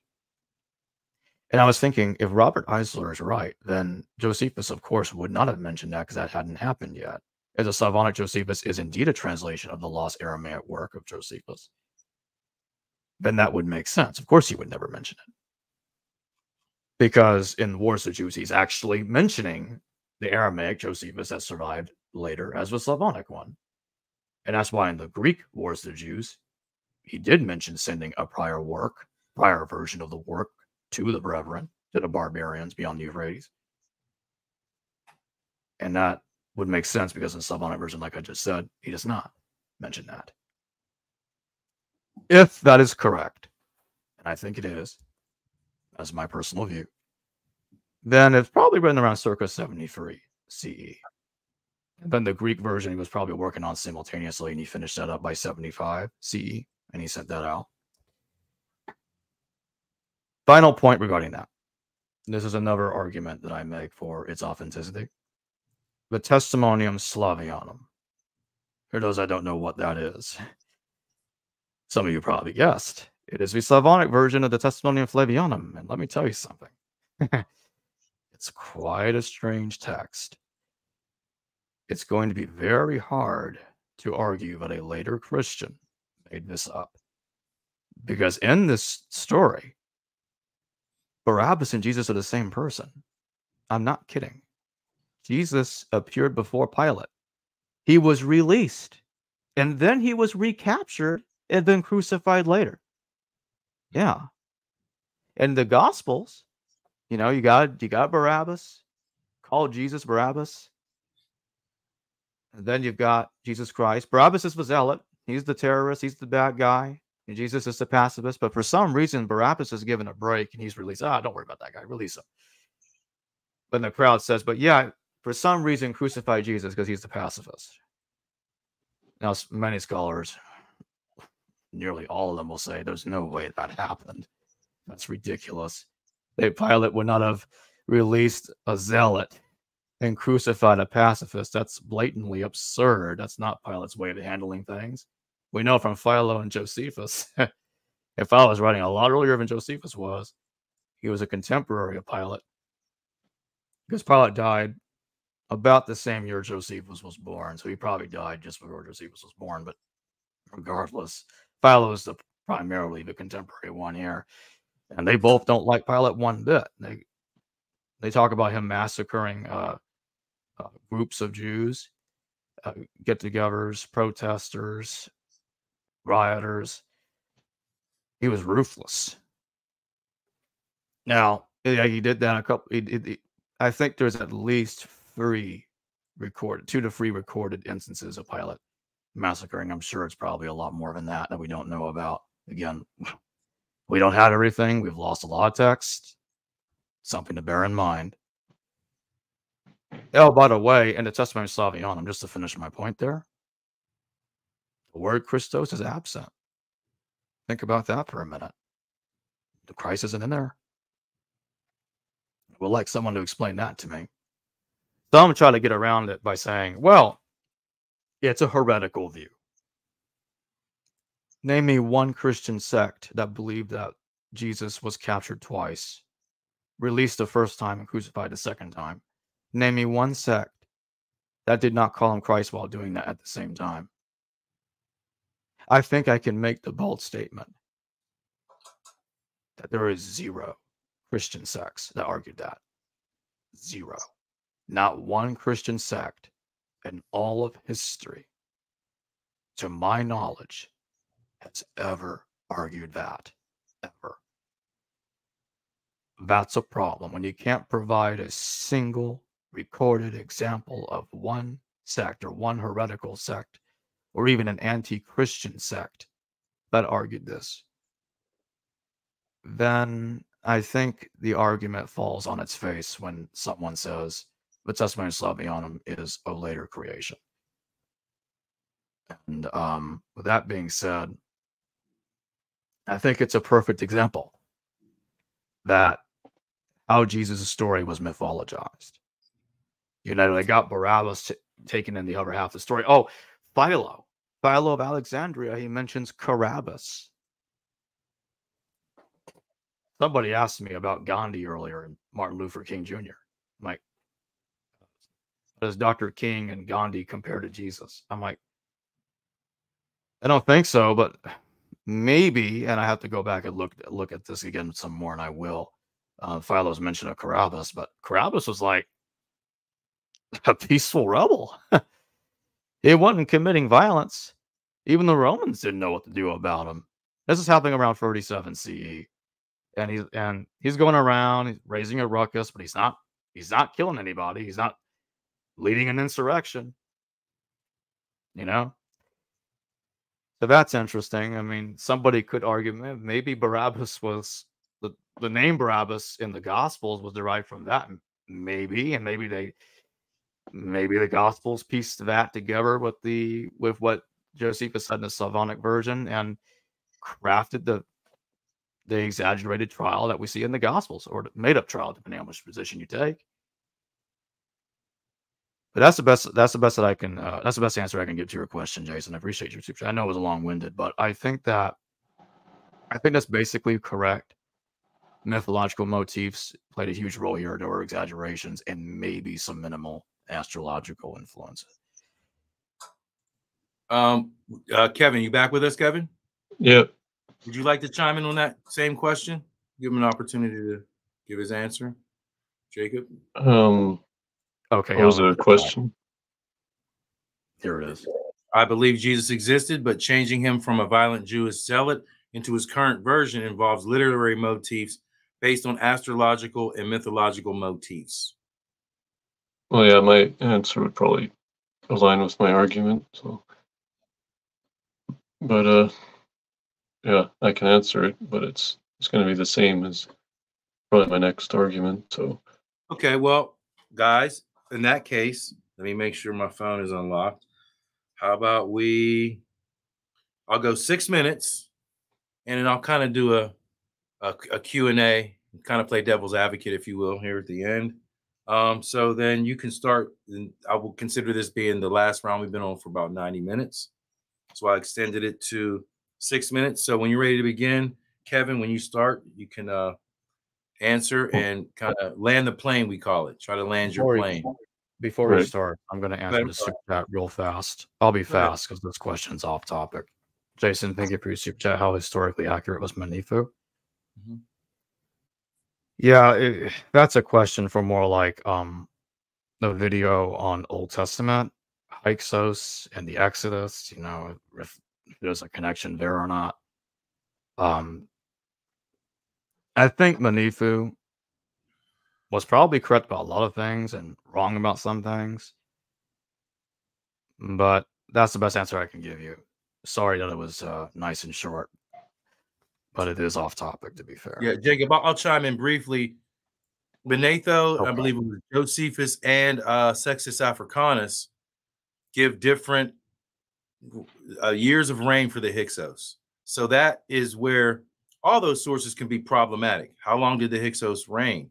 There's 3 different time periods from 3 different scholars of the time.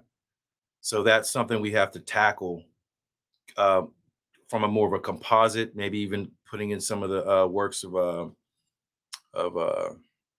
Manfred Beatak, and to try to problem solve that, so to speak. That's really all I have to say with that. Three different sources give 3 different dates of the reigns of the Hyksos. Let me put in for a quick second. I did 3 interviews with Professor Manfred Beatak. If anybody wants to go check them out, yes, you can search his name on the channel. But go ahead, Sean. Definitely. I mean, that's just my quick answer. There's different dates for the Hyksos, so 3 different scholars saying 3 different things. So I take it all personally with a grain of salt. I know for sure the Egyptians didn't list their dynasties in a numerical order, 1 through 31. They didn't do that. He did that. So, and way later. So he even renders backwards to the Hyksos, you know, we'll say approximately 1,500 or so years from when he existed. I don't know what tools he was using at the time to compile, but that's the controversy where you have three different dates, or not dates, reigns for the Hyksos, and he's the one that compiled that. So how accurate is it? You know, I'm not sure. But that's just something within itself. You have to go back through Beatak's work, and maybe some of those questions can be answered through the videos that Jacob put out with Beatak. Three altogether, Jacob, was it 3? Yeah, that's correct. Yeah, just something to chime in. Let me make sure I got my phone locked so fast, but I'll get it right back up. So Kevin, would you like to ready to begin final round 6 minutes? I'll warn you at 5 minutes for a minute left when you're ready to begin. Yep, I'm ready. Go ahead. So basically, some of the arguments I've been hearing was how did Jesus get made up? So I think that's an issue that everybody's going to struggle with, and I can understand that it's a struggle to get that, because it took me like 3 years to wrestle with that, and to dive into different things in terms of the ancient symbolism, to understand basically that every single thing that Christ does in the Gospels follows an astrological timeline, and you can make a timeline, and you check all the boxes as the sun goes through its journey. Jesus goes through his journey, and he's okay. Now he's in this sign, and then he does this. Yes, check mark, and that's because he's fulfilling the second Exodus motif. So it's a copy of what happens in Exodus, and what Exodus did was it fulfilled basically these 7 feasts in 3 times. So then Jesus comes, and what is he preaching, right? Or first, let me ask you this. What was the universe to these people, right? How did they understand the world around them? And that's astrology. So they look around them, and then they look at the stars, and they see astrology, okay? So that's my argument, and basically that was their language for understanding the universe around them. Was they look up at the stars and they see how the gods are moving, and that's their authority. So that's the universe. And Jesus comes preaching the kingdom of the heavens, and that to the heavens, their usage for that is this visible sky. So Jesus comes basically preaching astrology, and then he comes and then he teaches you to focus on timing and seasons. So you're focusing on timings and seasons, and basically the heavens above you. So basically you study the zodiac. That's your calendar. So if you understand the calendar and the personifications of each symbol, then you can understand the story of the Gospels. So what is Jesus? So the arguments, and even Paul continues that theme of fulfilling these things on the zodiac. So it fulfills these sort of 2 cycles of zodiac as you go through the Exodus story, and that's basically you're leaving the slave mindset and you're entering the promised land mindset, basically. Let's just put it that way. And that's basically what's being copied into the New Testament. So then what you have is basically when Paul's like arguing with different kinds of people, like those, I'm arguing that those are the people that are different symbols in the zodiac. So unless you understand what those symbols are, you're not going to see the full picture. So Jacob was asking, how did Jesus get made up? Well, to me, that's what the answer is. So like you have like all these weird stories and weird little hints, and if you dive into those, I would challenge everybody just to go deeper with understanding the symbolism of ancient cultures, and then you'll be able to see the timelines. You'll understand, like I studied eschatology for 4 years, so I could see the timeline, and then I studied the symbolism, and it all fit together. So that's my perspective, and I haven't read any books that have put those 2 things together yet, but I've read some of the symbolic books, and I've read the timing books, but I think they go together. So when it comes to some of this different versions of Josephus and stuff, I haven't really dove into those yet. I'm listening to Josephus now, and I'll probably go through it during work. but I'm still getting hints that like Josephus talks about even the Exodus story in the Old Testament. They were like encompassed by the horsemen. So if you understand the symbolism of the zodiac while you're thinking about these things, you become the wise man, and you become the wise man of the ancient culture. So you want to be the wise man, you want to understand it from their perspective. So that would be my argument, and then you'll be able to see the mythicism of Christ, but you also see the power of Christ. And that would be, of course, the Christ in you, the hope of glory, not the historical Christ. So that would be my challenge, is just to go deeper in terms of these symbolisms, so that you don't cringe at the symbolism of astrology, because astrology isn't just like horoscopes. It's, to me, it's a language, and it's a calendar. It's a language and a calendar. So just to understand the symbols of that, you can't get how much time? 1 minute. All right. So if you understand the 7 feasts, you see what's happening in like the book of Acts. We're at like Pentecost, and then you understand, okay, now the light of the world has to go throughout the whole world. And they use this word like the cosmos. And so they would look up at the sky and think, well, the sun is bringing light to the cosmos. But we know that the earth was just rotating. So then you can compare today's version of the universe to their version. And to me, once you get that sort of dual understanding, that's when you can like see the mythicism of Christ, and then you can see what was copied. And to me, there's still some confusion. There's still some forgery going on. That was part of their artistic license, and I'm sure the Romans would like people to believe that this guy was historical. That's your in their time. attempt to crush the Jews. That's your time. That's a good final round. I'll say also. Let me stop my clock here. Reset, and then again afterwards, I'm going to ask some questions. I'm going to play devil's advocate on both sides. So, Jacob, are you ready for your round 4, Jacob? Yeah, let's do it. Okay.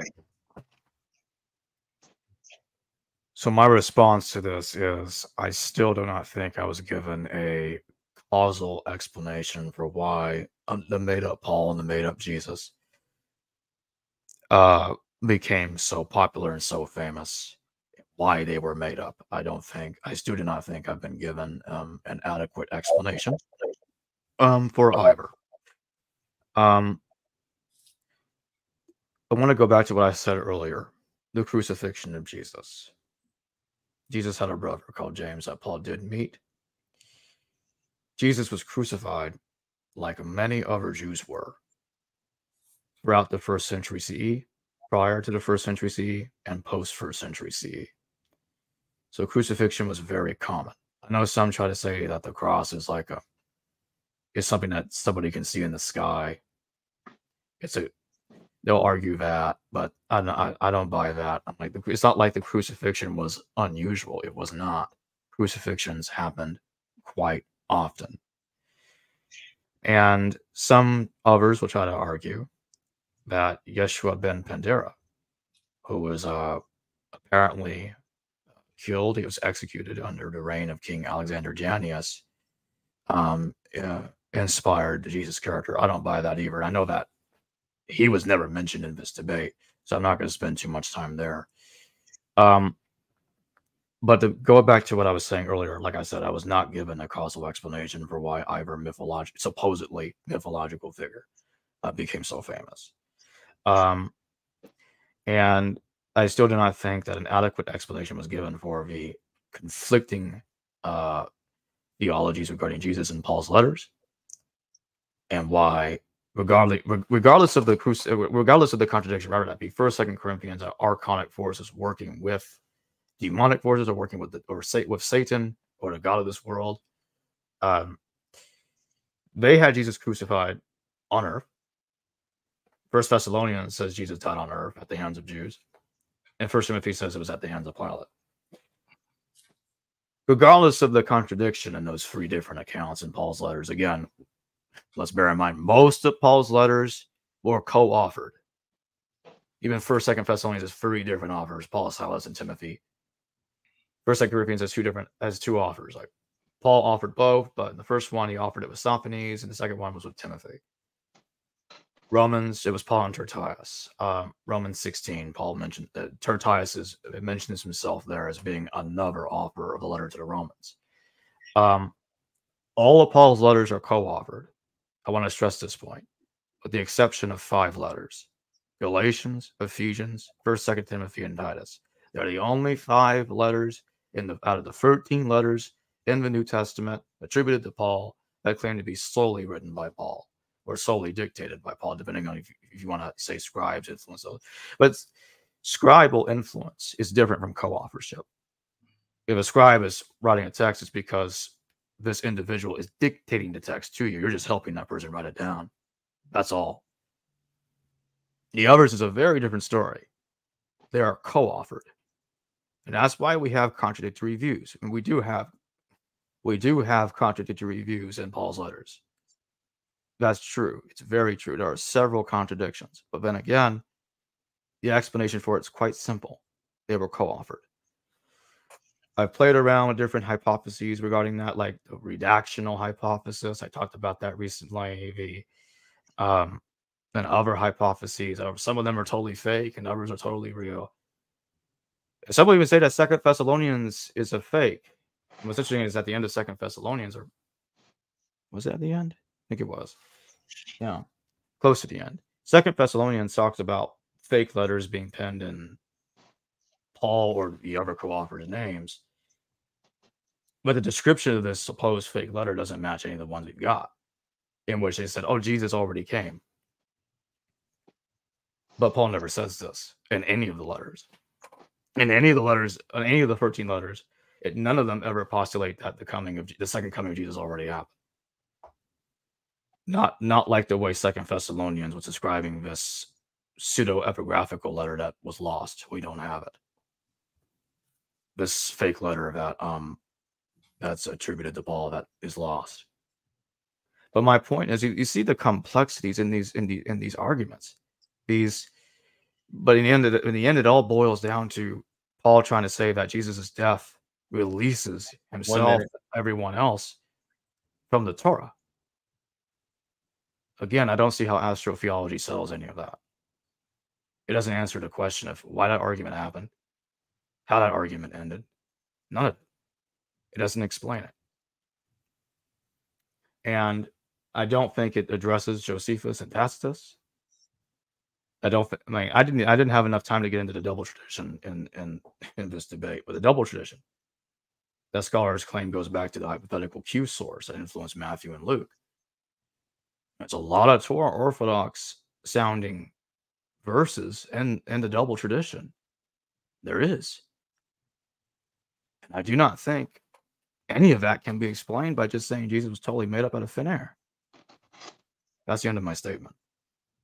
You're about done with your time too. You were at 5 minutes and 55 seconds. So you landed the plane within your allotted time. Well, guys, I mean, I took in a lot this evening with your discourse. So I have a few questions I kind of formulated for the both of you. So the first question would be for Kevin. Bouncing off of what Jacob just said, you said you have the astrological timelines, and I'm sure you have sources for all that. It seems a little complicated and complex for somebody like me. I know for sure in the ancient times there were calendars. The study is called calendrics. It's controversial within itself. I won't get into the controversies, but there were calendars. I'm not sure if they were using the zodiac signs to mark the days. They were a part of it, I would say, especially in Egypt with the Deacon astronomical ceiling. It just seems a little complex. So do you have some more specifics in terms of if you're going to create Jesus then from this astrology, like even with what Bart Ehrman would say, if these are copies of fragments, etc. Is this putting the mythological Jesus into the time frame that he was supposed to have lived, or is it just a broad pattern based on the astrological symbolism? You kind of you get what I'm asking you? Yeah. So you're asking about like Jesus being here 2,000 years ago. Is that based on astrology, the astrological symbolism, right?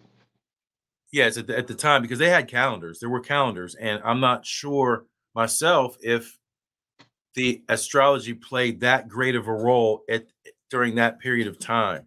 So it's just a question. It seems very complex. Well, I would say yes, because if you study, have you heard of the Great Year? I've heard of it before. Yes. So the Great Year is based on the cycle on the precession of the zodiac, and that's based on the wobble of the Earth. Basically, the spring equinoxes and the solstices go backwards through the signs every 2,000 years. You go through one sign, and so 2,000 years ago, it was the end of the age of basically Aries, and we entered into the age of Pisces. And Aries, of course, was the ram or the lamb. So Jesus was the Lamb of God, and the death of the lamb represented the end of the age. And so I believe the Romans basically created a new calendar, and they borrowed the symbolism of the slaying of the lamb. And Mithraism also was another religion. They have the symbol of that was the slaying of the bull, which came from 2,000 years earlier. So you have this repeated pattern on a real proven scientific cycle of the zodiac. And basically, we're still going through that cycle, and we're still moving through the age of Aquarius, into the age of Aquarius now, I think. So that's kind of, so yes, Jesus appeared at the correct time for the end of the age of Aries, and that would be like the Aryan, maybe where the Aryan stuff came from. But basically that's like the ram or the lamb of God. And then he goes out and says, go and make fishers of men. So it becomes this age of fishing in the age of the fish. Mm-hmm. You also mentioned the hero's journey. I heard you mention the hero's journey, Joseph Campbell. Yeah. So oh yeah. Go ahead. No, go ahead. Okay. You didn't kind of really talk about it too much, though. Well, the hero's journey is basically, it follows this archetype of a hero who has a call to action, and then he goes out into the world and sort of and then he has this rising series of events, and then he slays the dragon, and then he learns something in that journey, and then he returns home, sort of thing. And this is kind of like the cycle of a human life, and it's also so it has layers of meaning in the sense that it's about growing up and psychological development, and then it's also they also put it on the zodiac as a symbolism, and that's one of the resources they would have used to create the hero's journey. Of course, the slaying of the dragon, of course, by Christ was symbolized as the greatest possible sacrifice, and that to demonstrate basically the love of God, and he was saving the world. And so sometimes the hero slays a dragon to save the world. In this instance, he destroyed the law of Moses, and that was through the death and the resurrection, because the law of Moses says that you should die if you break the law of Moses, but Jesus broke the law when he rose from the dead. So this was the saving act of the sun god. He was destroying the night cycle. He was destroying sin by destroying the power of sin, which was the darkness, which also overlaps with the cycle of time in the material world. So he was overcoming the material world by basically putting off the old body, putting on the new body. So he's the hero in the hero's journey, and he sacrifices all of his sheep scatter, in a sense. So it's also his friends basically make a sacrifice, and his mom basically sacrifices her son. So it's all these sacrifices going on, and it becomes the greatest possible sacrifice. Mm-hmm. Yeah, that was really the two questions I had, because it seems a bit complicated to me. I've looked at this stuff before, and just using an astrology to me is complicated. You're on the side saying, "Oh, it's there," and that's what your argument is based on. So that sufficed the question. That was about 4 minutes. So Jacob, for your question, and this is something that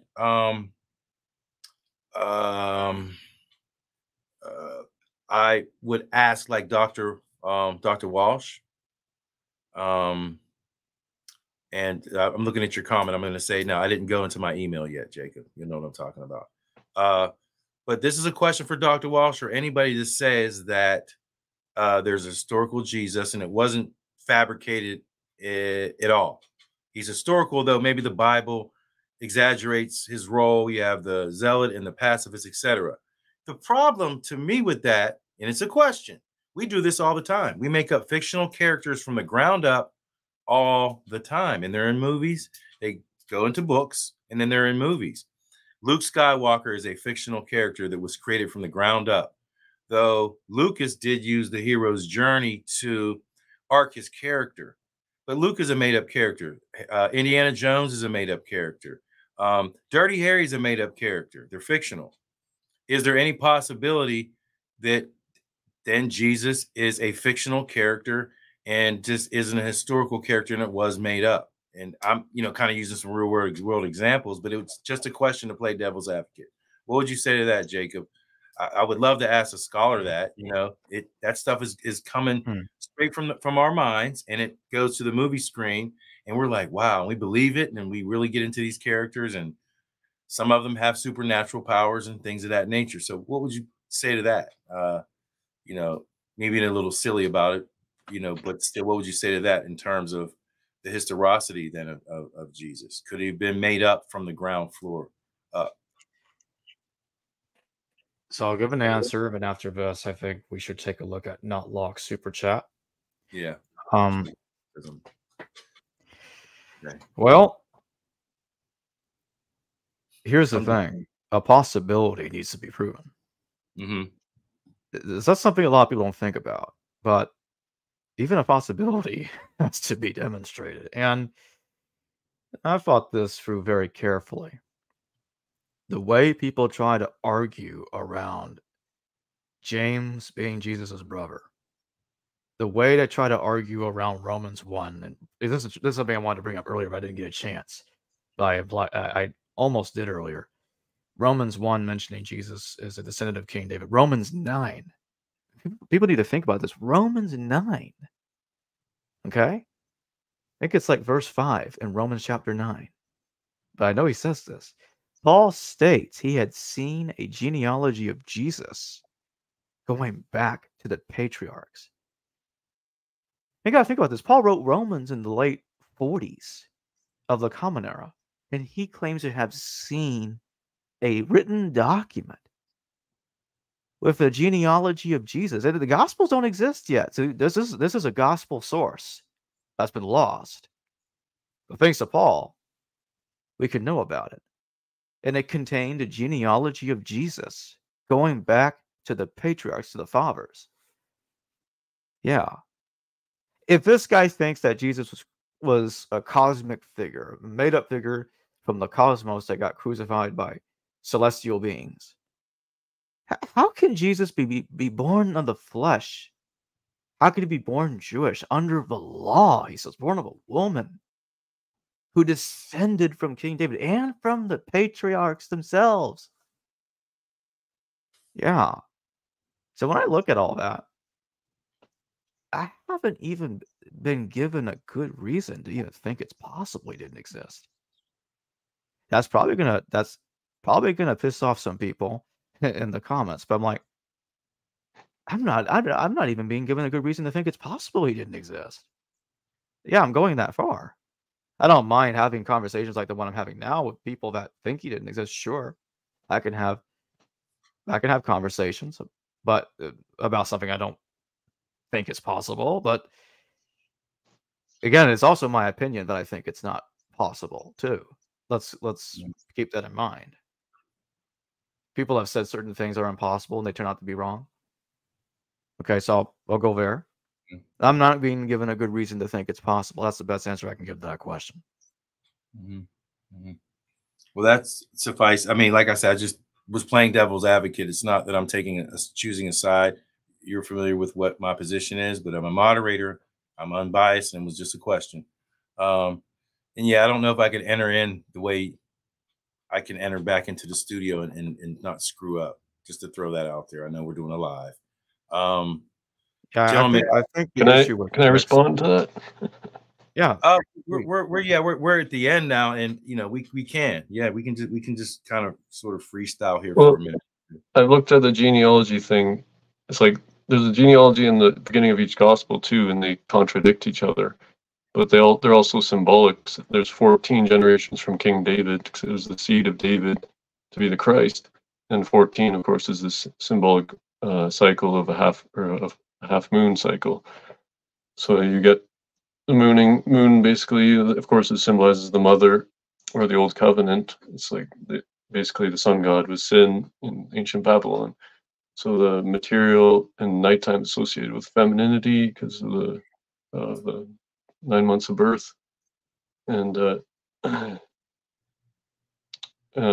whatever their monthly cycle, and so you have this sort of, what you have is the symbolic genealogy basically, and the reason to think it's possible that Jesus was not historical from the genealogy is, well, basically if you look into the ancient patriarchs even, and how all of the ages that they lived were based on cycles of the synodic periods of the planets, and that's something that has been I've been researching from some special friends of mine, and all the ages of the patriarchs they add up to the synodic periods of the planets in the sky reaching the same position.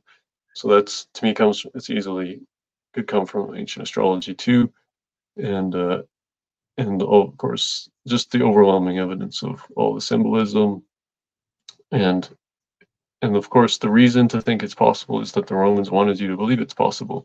If you read Herodotus, he's like the first historian.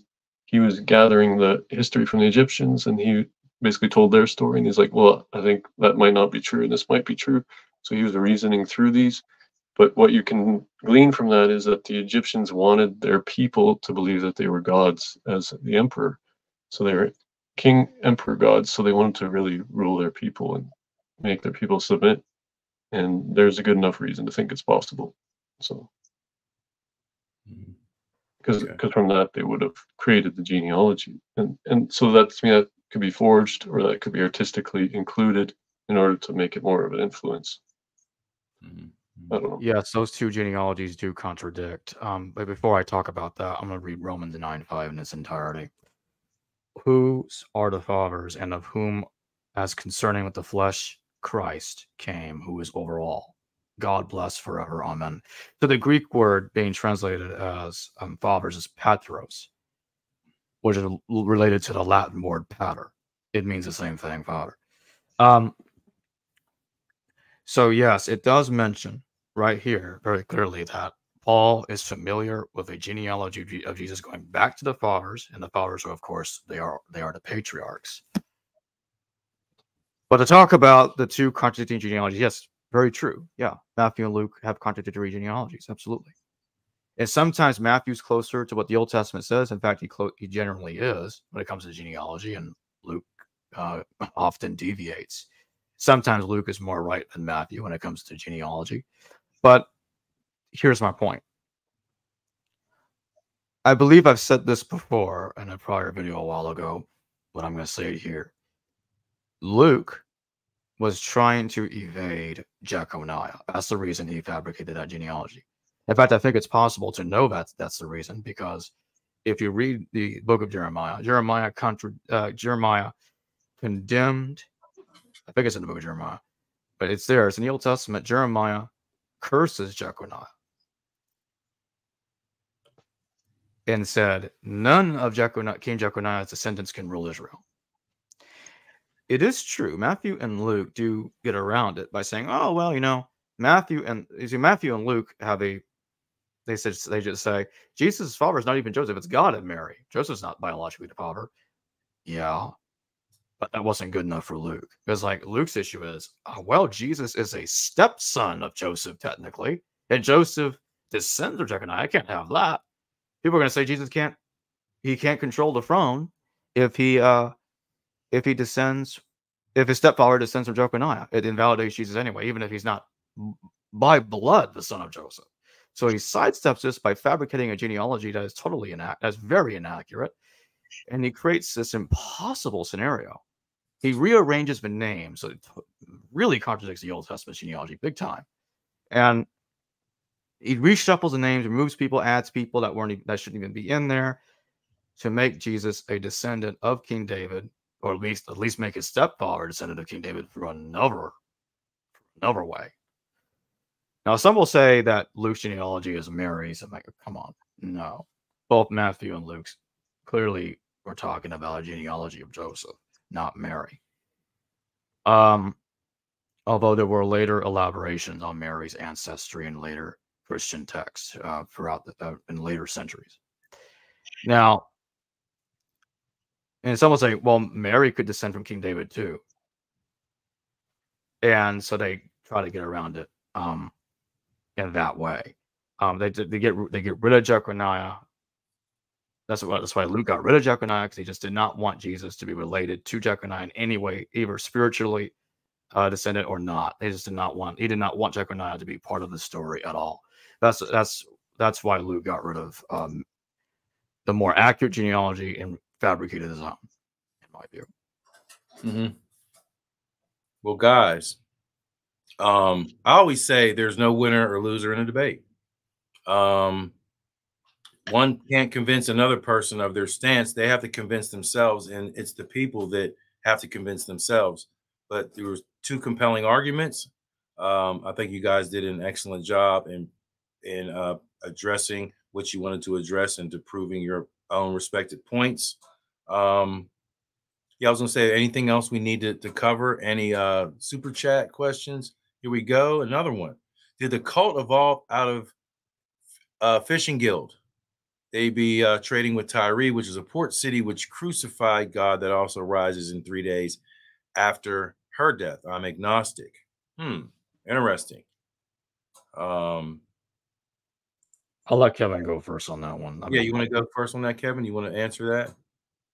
Well, I know I've read Creating Christ. That would probably be the closest evidence to explaining that, but I can't say for certain. I just know that the symbol on the back of the coin with Emperor Titus has the symbol of the anchor with the fish on it.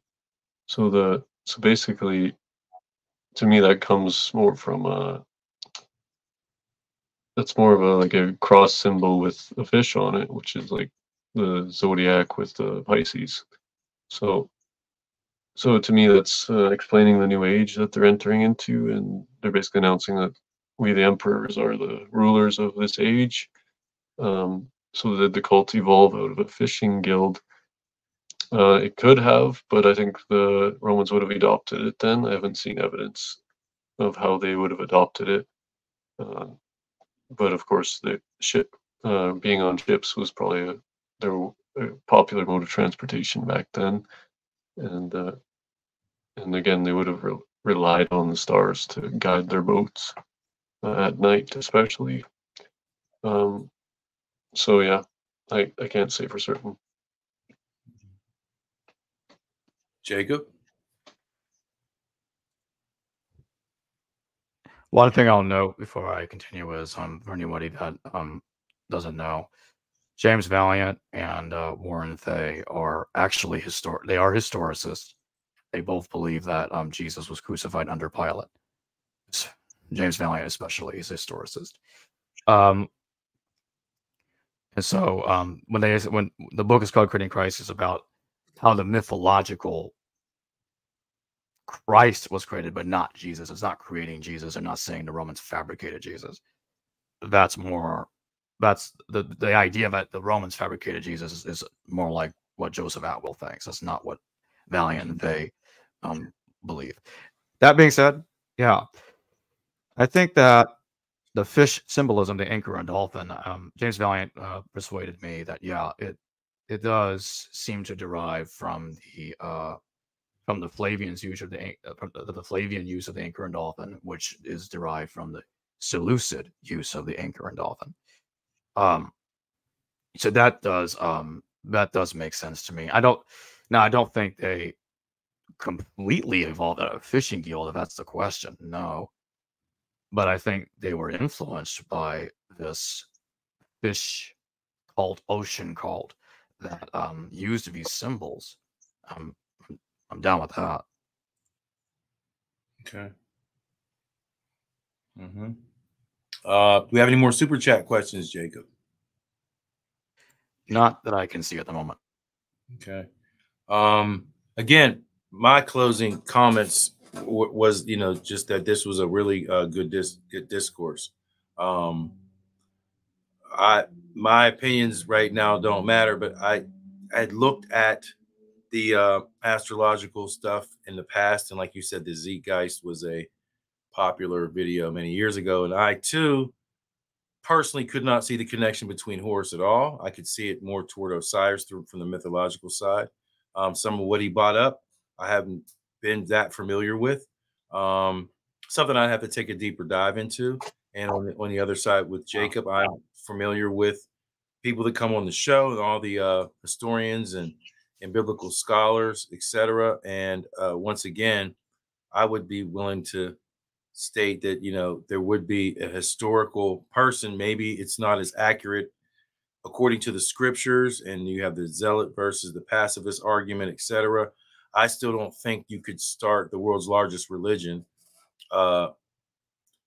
just by making up something. But that's, again, just my opinion. It has nothing to do with this debate here. I am also, for Kevin, deep into comparative mythology, and some of the authors that I follow, well, they haven't been interviewed on the show, but some of the authors I follow, I could, give you some names, etc.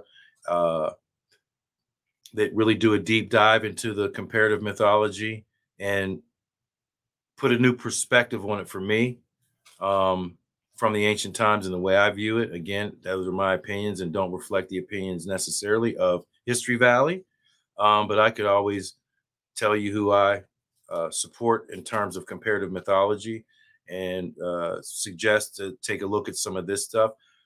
Their works, they do not, though, again, tie Jesus or any of the New Testament scripture into their comparative mythology. They decided not to touch that because it may infringe on people's beliefs, and they kind of back up from mixing the two together. I do have contact with some of them, and I've never asked any of those questions. But it's just, just kind of for your information, if you will. But again, everything I may talk about doesn't necessarily reflect the views of History Valley. I'll just say they're just my own scholastic opinions.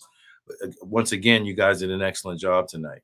I'm glad you brought me on. Jacob is the moderator. Even though Kevin was using his cell phone, I think he came through loud and clear. You guys, Jacob, you have any closing statements before we get off the air here? Anything else to add? I'm going to take this one last super chat real quick. Okay. D. Lanzin, thank you for your super chat. Just thanks for the debate. Well, glad you liked it. Thank you. Now, my closing statement, I'm pretty much just restating what I said earlier, parts of it anyway. But Paul believing that Jesus was born of a woman under the law, he had a sibling, he was crucified by earthly authorities, he descended from the patriarchs and from King David. And with all that being said, it looks like that, to me, the earliest brothers of the Lord, who later became Christians, they clearly believed that Jesus was crucified on earth, and that he was historical, and there was no doubt in their minds that he was a historical person. And I think it would be very difficult and treacherous for a mythicist to try to get around that. And that is my closing statement. You want to give Kevin a quick closing statement, quick one, like 30 seconds, like kind of Jacob did. Yeah. Jesus was crucified on a symbolic earth, and that creates your complete astrological mythology. And so I don't see that as a problem. You can split zodiac into heaven and earth, and then you have the continued pattern of the Egyptians of on earth as it is in heaven, and as above, so below. And that's my final argument. Okay. Jacob? Yeah, I'm going to use the famous words of Russell Simmons if I can. Did he used to say on Def Comedy Gym, thank you all for coming. God bless you. Good night. Thanks again for having me on as a host, Jacob. My time is short. Thank you for moderating. We're doing so much here. I did make it in time, just in the nick of time to get on the computer and get on and do this. So thanks for having me. Yeah, it was fun. Thank you. Thanks, Kevin. Bye-bye.